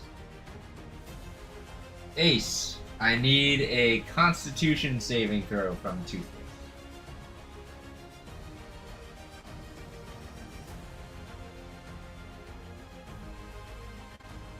If you would like, you could roll a d20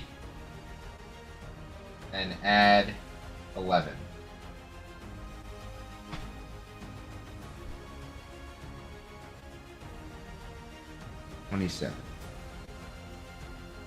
You are fortunate in the sense that he is not paralyzed.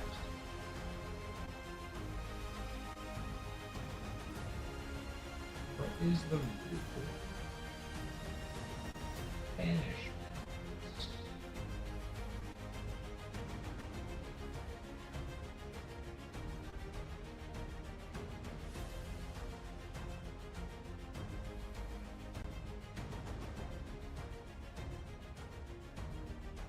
Okay, so he just doesn't do anything. He's just gone. Well. Draco! Draco is just on the bank. Actually, that's the dock. The burning dock, Draco's just there.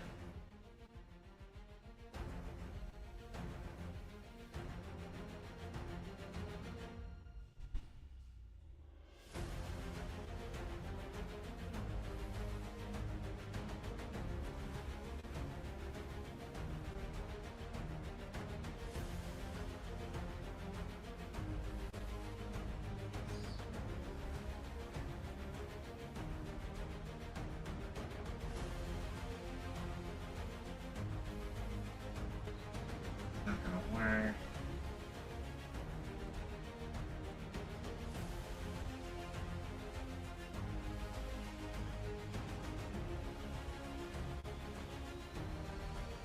So it's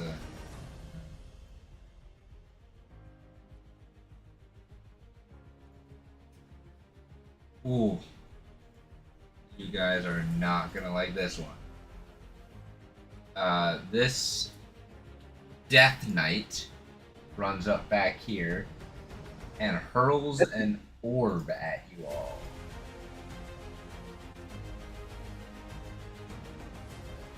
Pen.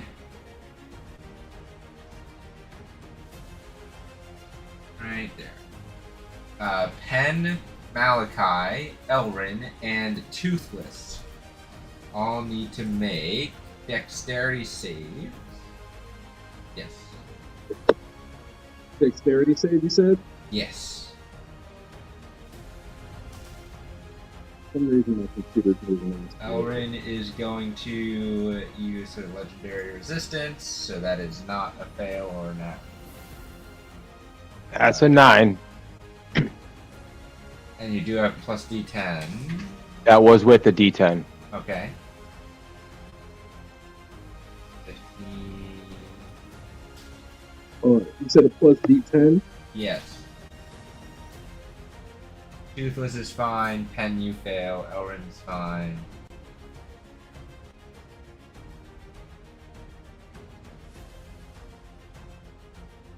Malachi, you're fine. So Malachi, so Pen's the only one that failed. I'm gonna reboot my computer real quick. I'll be right back. Okay. I can still hear in Discord. Yep. I'm just rebooting my computer. Okay. Let's see.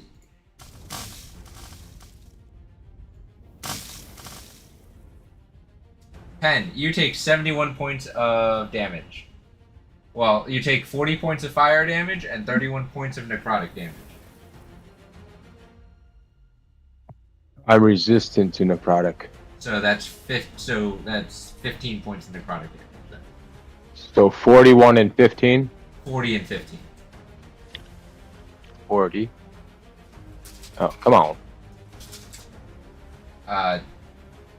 Toothless will take 20 points of fire damage and 15 points of necrotic.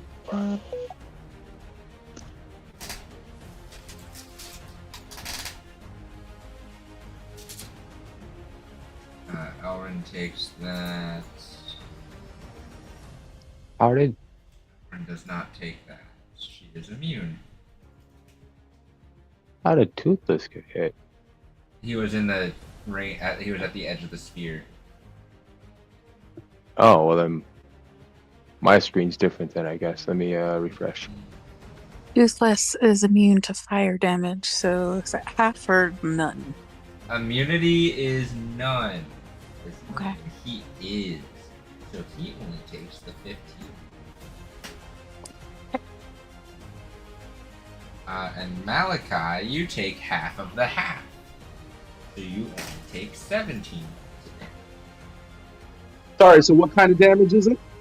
It is 40 points of fire damage and 31 points of necrotic. You succeeded.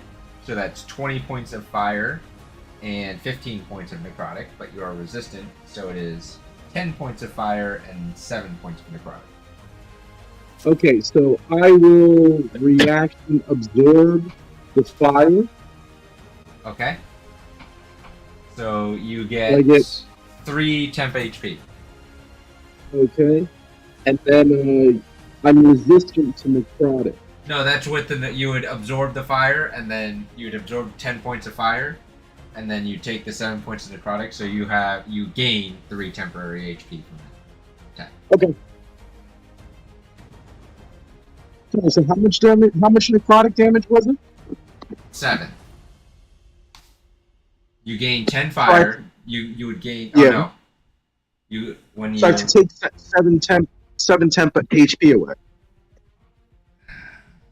When you absorb, you absorb half the damage. So you get 5 temporary HP, which puts you at 16, minus 7, so you're at 9 temporary HP. Thank you. I had the math wrong. Maths are good. Alright, he can't do anything else, so we go to the next one.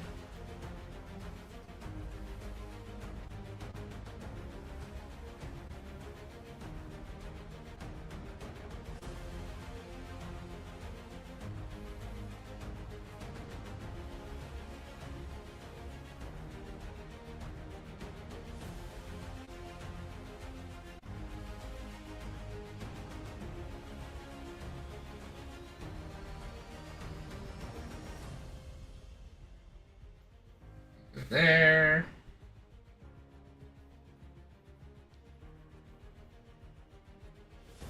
And he's going to attempt.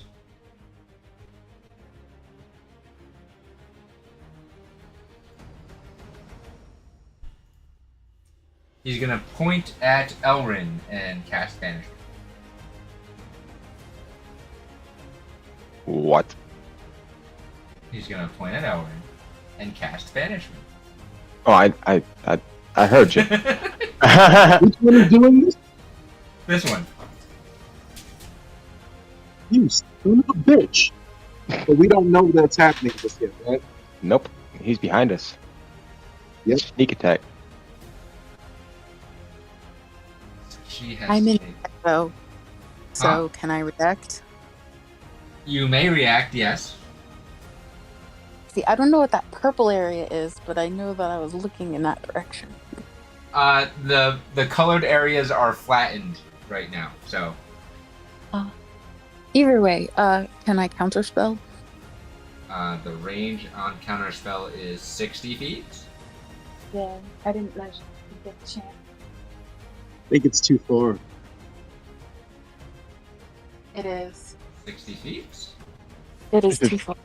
Is it? Does it have? Is it the target or the caster? It's the caster. It's too far. Sorry. So that is. She has to make I only just escaped save. from beneath the crying baby. So That was a low roll for her.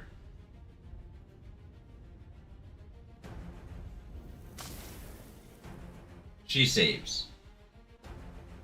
Does not take hold. Woo! yay! Pen, it is your turn.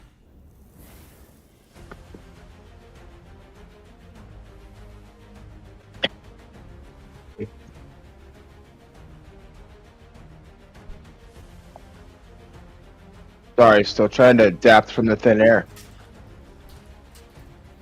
I'm gonna activate Gem Flight. Okay. So since it's running around, it's a bonus action. Yep.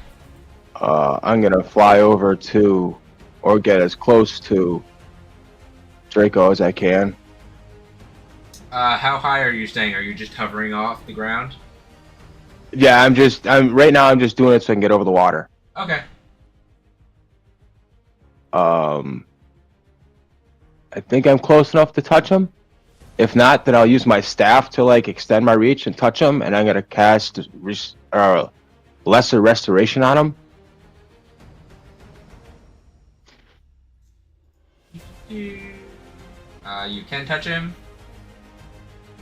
Lesser restoration. He is no longer paralyzed. Okay. He's still prone.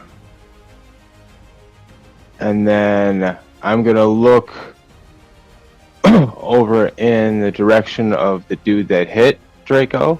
Mm-hmm. That would And be this thing. where is it? There it is. But why won't you give me the radius? So what is it? 30-foot radius. Centered. So let's say a circle. 30 feet. That's your 30-foot radius. Alright, good enough. It's water, but... Or bludgeoning, but... That's the 30 feet. Yep. Can I get all three guys? No. Okay. Then yeah, right Yes. there. And that's...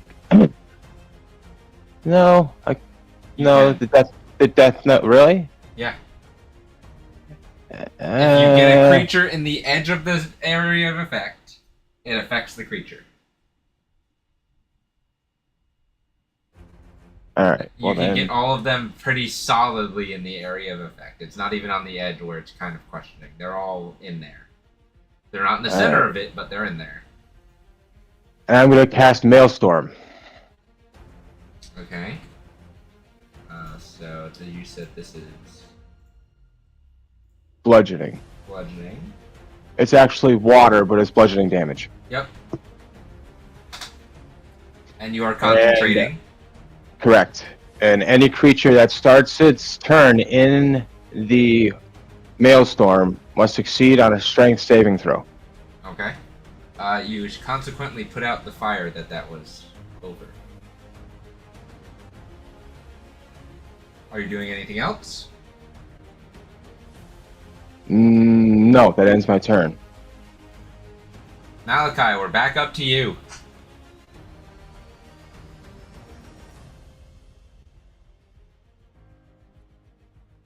Would they have to make their strength saving throw when I cast it, or just when their turn starts?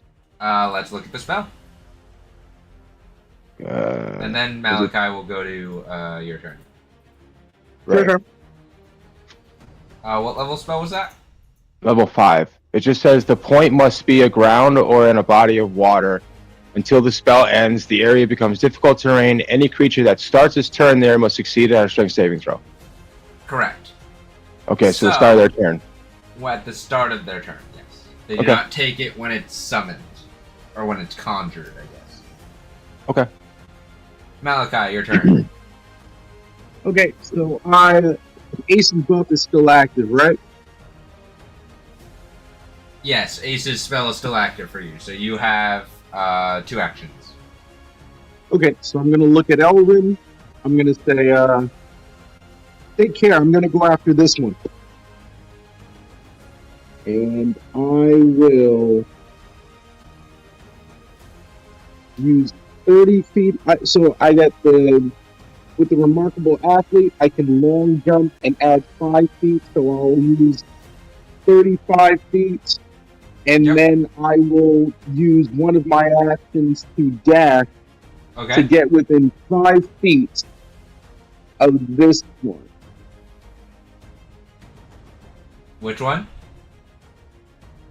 I'm trying to do double click. The one that targeted her? Is that the one on the corner? Yeah. The big one in green? Oh no, not that one. I don't think I can reach that one. I mean I could. Are you going for that one? Yeah. How do you get that circle to pop up again? Double click on not Double the click? token. Double click on the map.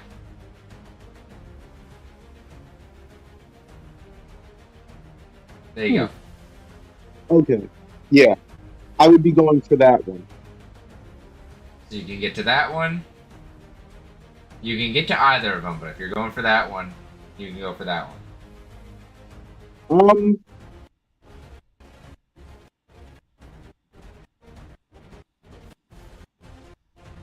Yeah, no, you know what? If I can go for the one that went for Elrin, I'll go after that one. Okay. So that'll use my first action to get there, and then I'll draw as I move over there. I'll draw my axe, and I'll start swinging. Go ahead and make your first attack. 31.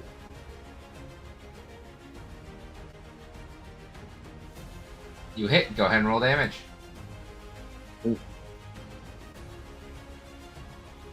Oh, poopy. Okay. And then a D10.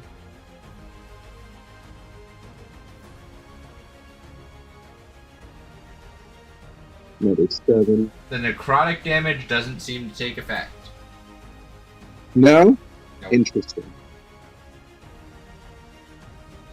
Okay. We'll just keep swinging for right now.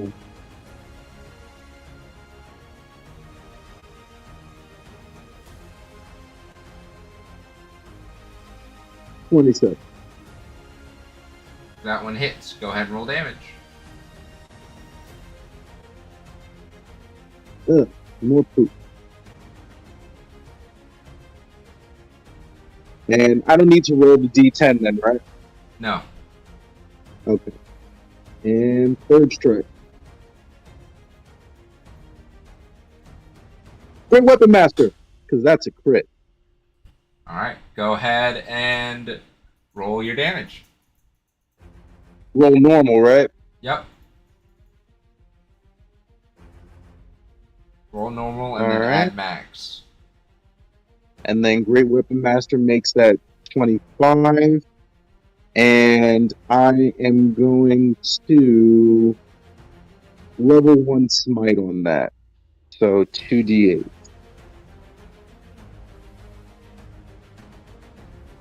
Go ahead and roll. Actually, instead of the level 1 smite, Yep. I am actually no. I am gonna level 1 smite. Go ahead and smite.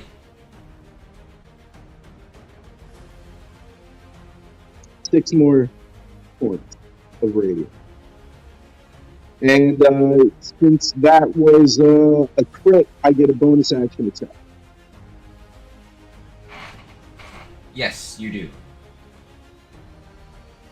So it's attack.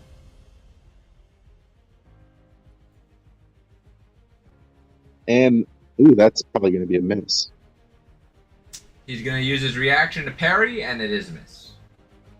Well, add a D10 because you still have add a D12 because you crit, so you have D12s. Okay. But he's still going to parry. Reaction Adds parry. another 5. You just miss. Bardic Inspiration. Okay.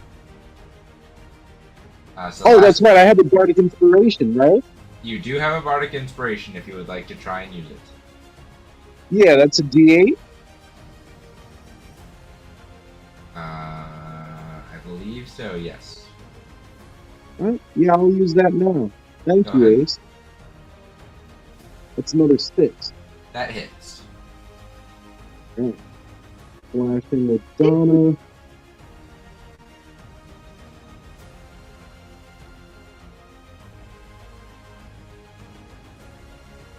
Oh man, moving slow again. I don't know why. 14. And I think that's all I can do. Alright.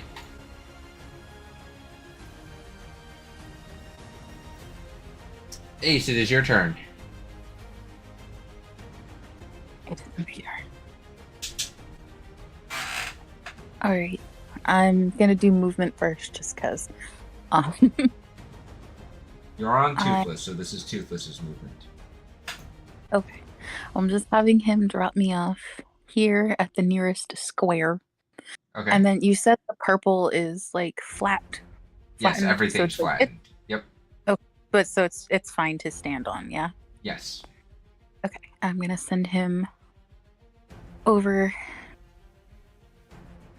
onto the purple. Okay. He can start helping Malachi. Alright. So he'll do that, and he'll land. Alright.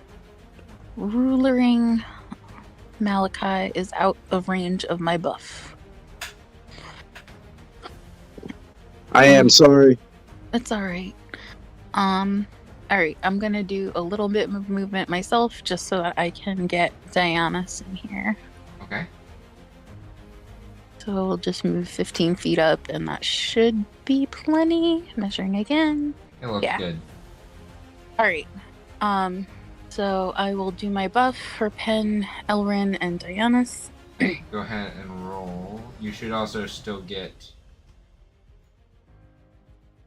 Yeah, Toothless will get in there, and Draco will get in there. Yes. 6. Okay, so everyone gets 6 HP except for Malachi. Whether that is temporary or not is dependent on if you took damage. Great. Thank you. Yep. And Ace is going to do what Ace does best, and she is going to Eldritch drag this guy Okay. further into the room. Go ahead Really and try. make your... So this is your second action. Go ahead and make your first strike. 27. That hits. 9 damage, drag 10 feet. Yep. Alright. 31. That hits. And that's 14. Okay.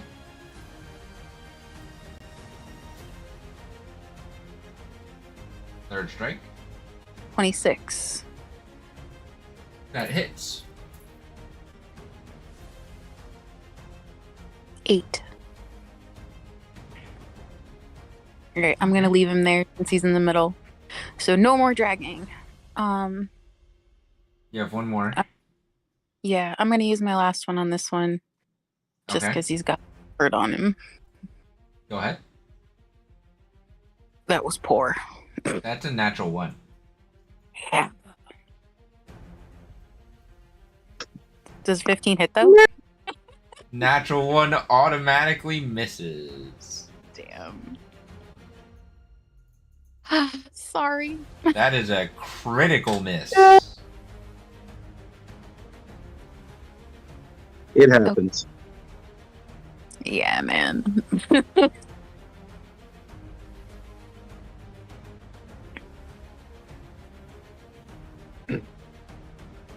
I mean, You you were do riding still pretty high up on the have horse. bonus action. Yeah.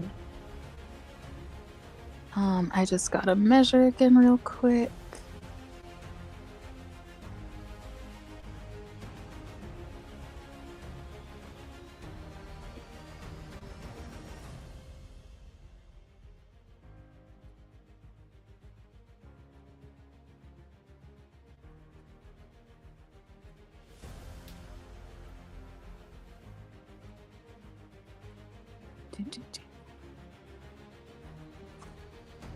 Okay. And then Toothless is going to attempt to be helpful and Plasma Bolt over here. Dex save.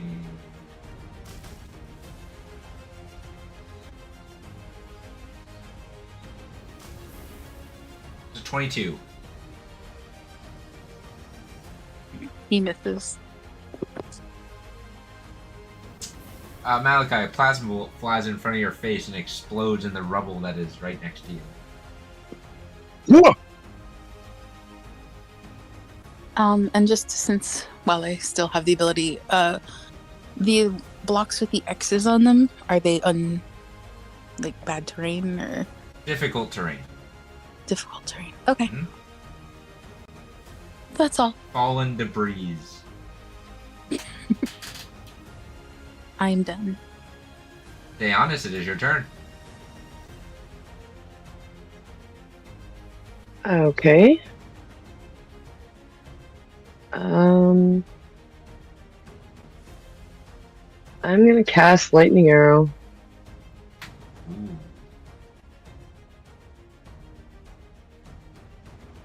And aim for this guy right here. So Let you me are double now click it. concentrating. So bonus action. Okay. At the one that's closest to you, was that? No, right in the middle. Oh, the one in the middle. Yes. Yes. Okay. Go ahead and make your first attack.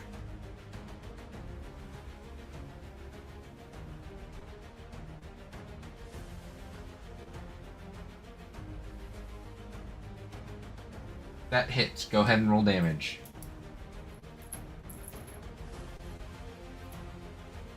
Plus, I'm still on Dragon Force. Does it do that plus lightning? I'm not sure. No, so it's instead of the weapon's normal damage.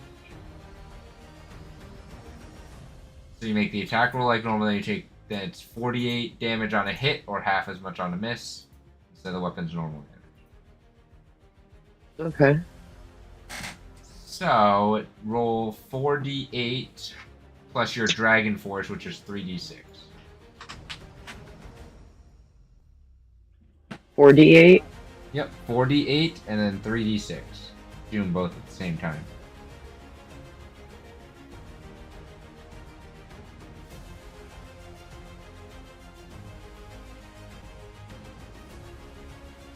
Alright, it takes 28 points damage.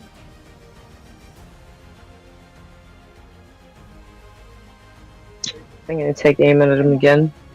Alright, go ahead and roll your attack.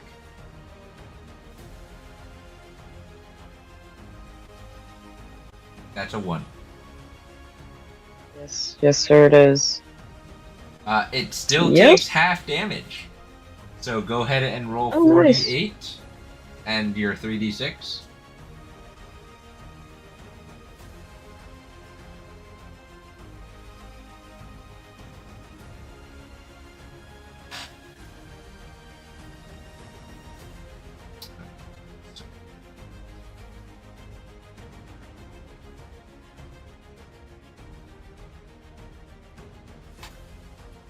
You have another action.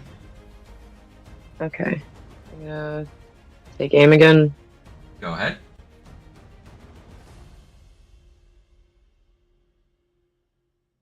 Holy hell. Nope. That does hit. Definitely not.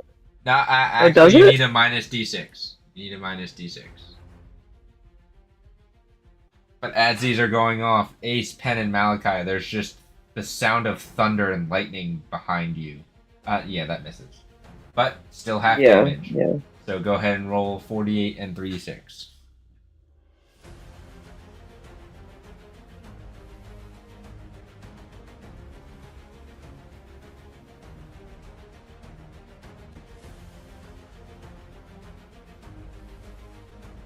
Okay.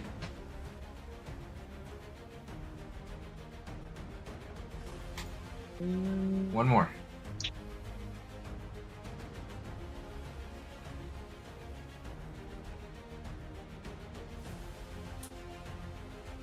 That's a natural 20. There's my nat 20. Go ahead Reset. and roll 48 and your 3d6. And then this will be double. Good high rolls. Let's go. No ones. Yeah. Alright, so 66. 66.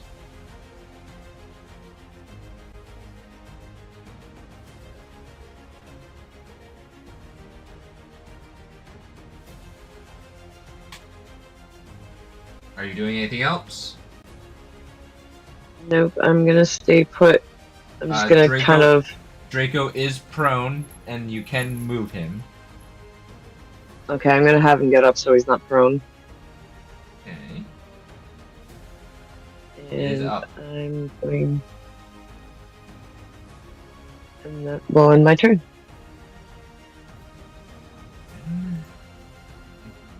Here.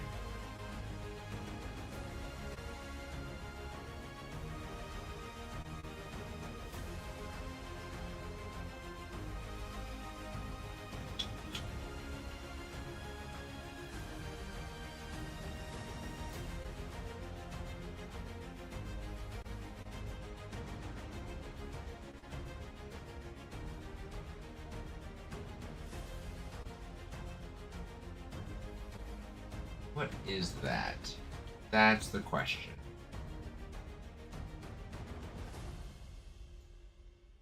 That's a lot.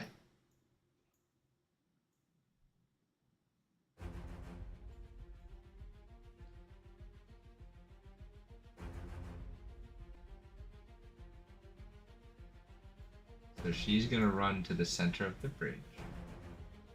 And she's just gonna unleash this breath. Her radiant breath. In this 120-foot cone. So...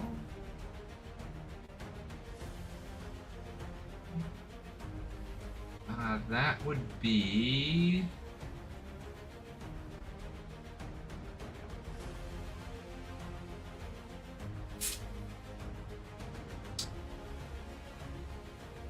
Make dex saves.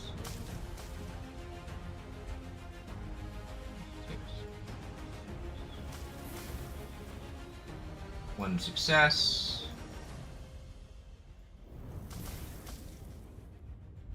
That's a fail.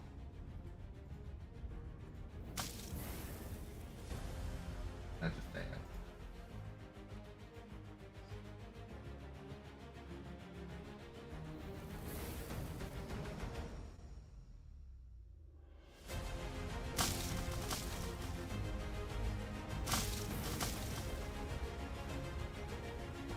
Three radiant, 12 5.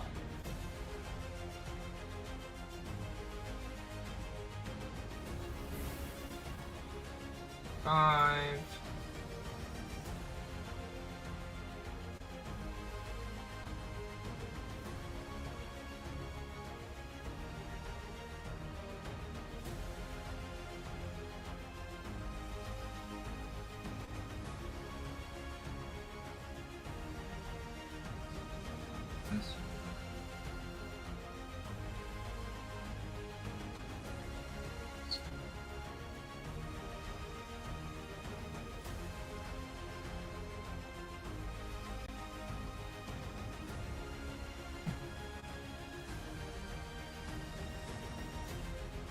And that's all she's going to do. Now, Pen, at the start of these turns, they get pulled 10 feet towards the center? No, they have to make a strength saving throw. If they fail, they take damage and get pulled towards the center. Okay. So, let's make a strength save. That's a 20. The meat to the pizza. Alright, so it does not get pulled to the center. They're not negative anything? No, they're at plus d6s. Oh, okay. That's what this. Okay, that's what the 6-4. That's a 25. Gotcha. So they both succeed, so they don't get pulled. Do they still take the bludgeoning damage for starting in the center? For starting in it? Nope, because they succeeded.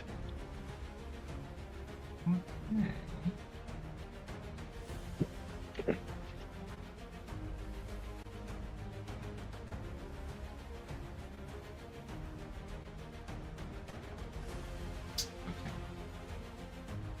So they both use their beam. Let's do a recharge. That one does not recharge.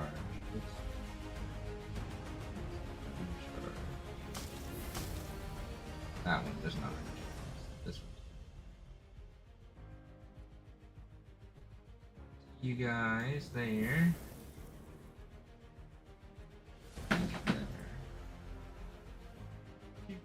Do.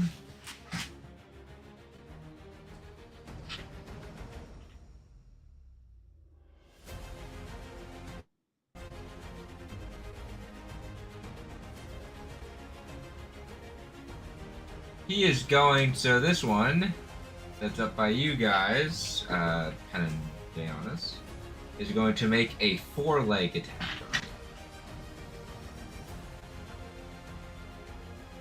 Boop.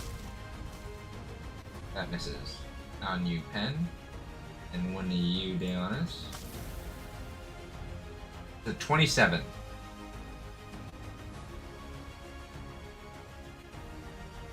That does hits. hit you. So you're taking 17 points of slashing damage.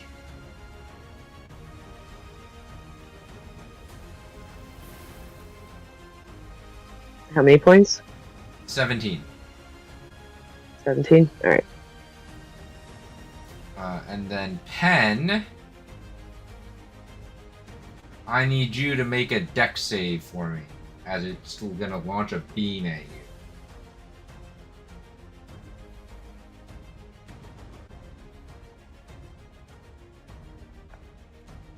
$14. Plus a d4.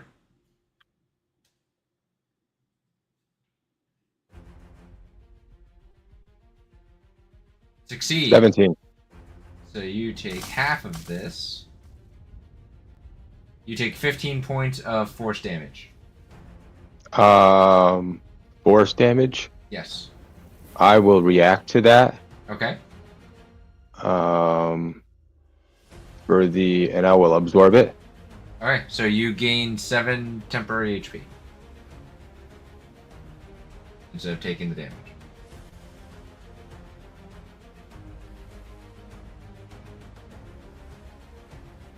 Okay. Ace, this one's not quite close enough. But it is also going to shoot a force beam at you. So can you make a dex save for me?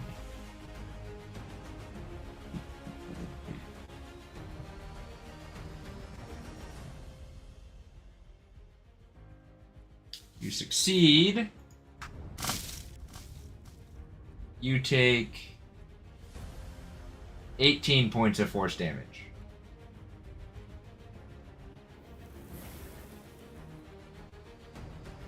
You're resistant, so that gets reduced to 9. So you take 9 points of force damage.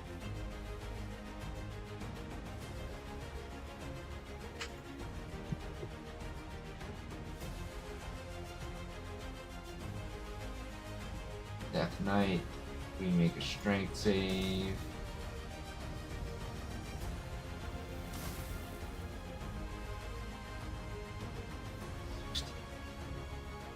Uh, 16 fails, so it fails the strength save, Pen.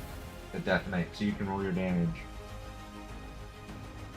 And Deonis, for your damage, I need you to make a concentration check. Just roll, make a Constitution.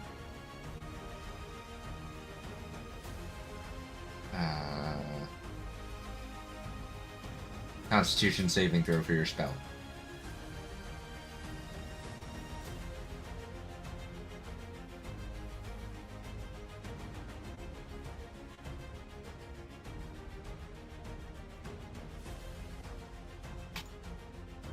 Okay.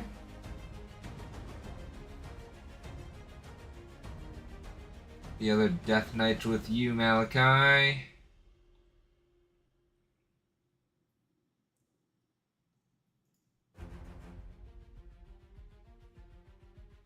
You hit it, it's gonna hit you. It has a longsword.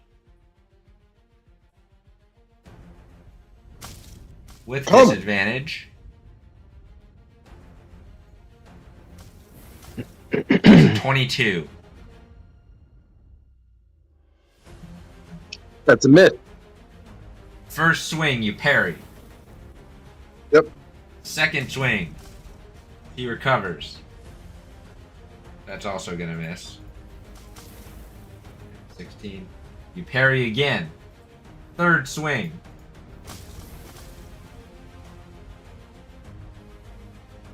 Ooh. That's a 23.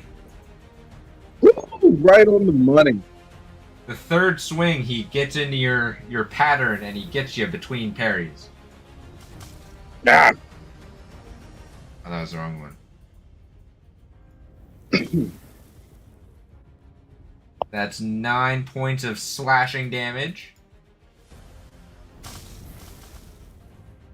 Plus 16 points of necrotic damage. So the necrotic's cut in half. So you take 8. Okay, so 17 points of damage total. Correct. Okay, so goodbye 10th HP. And oh, what the fuck?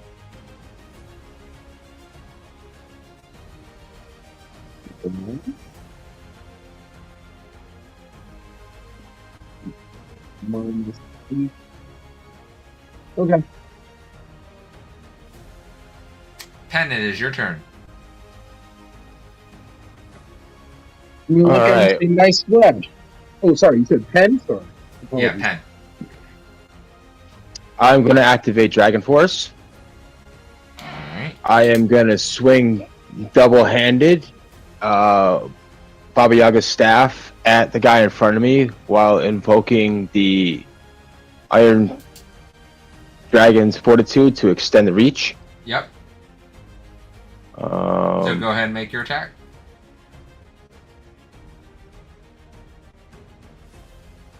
$28.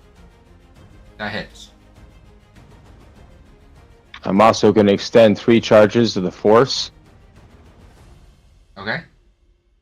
Oh, 3, not 4.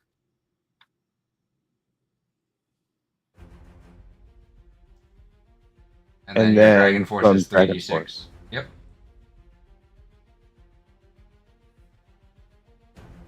12 points of damage. As I'm coming down and I hit him, I'm gonna be letting out such a war cry that when I hit him, I'm gonna release my dragon breath As your second as my action. second action. Yeah. Okay. Go ahead. Well, that's a dex save, right?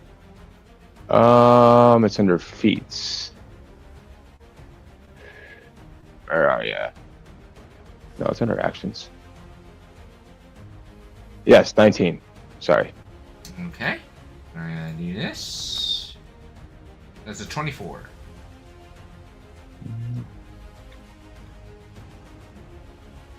Still takes half damage at least. Okay, go ahead and roll. 15 points of damage.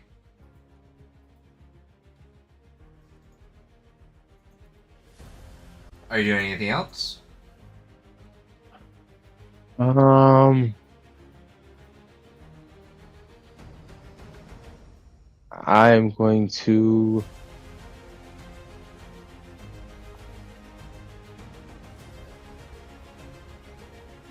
move 30 feet south. As you And do, then end you my move turn. out of its melee range and it's going to make an attack of opportunity on you. Okay. It misses.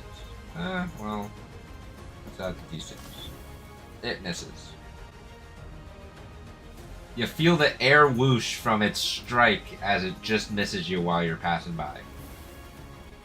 'Cause I still have my wings, so Yeah. I was too fast. Too fast. at the top of this round, we're going to call it a session, and we're going to pick this up next time. Ooh, nice. But I have a Yep. plan.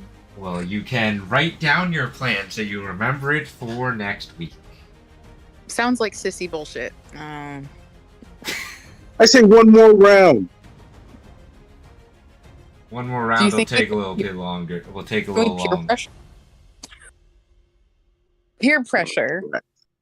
Peer pressure. One more round, or you're not invited to our birthday parties. Oh yeah. Oh my. Thank you all for Oh, my. tuning in for the chaos. We will see you next week, same time, same place. And until then, stay safe, and we'll see you next time. Bye. Take care, guys.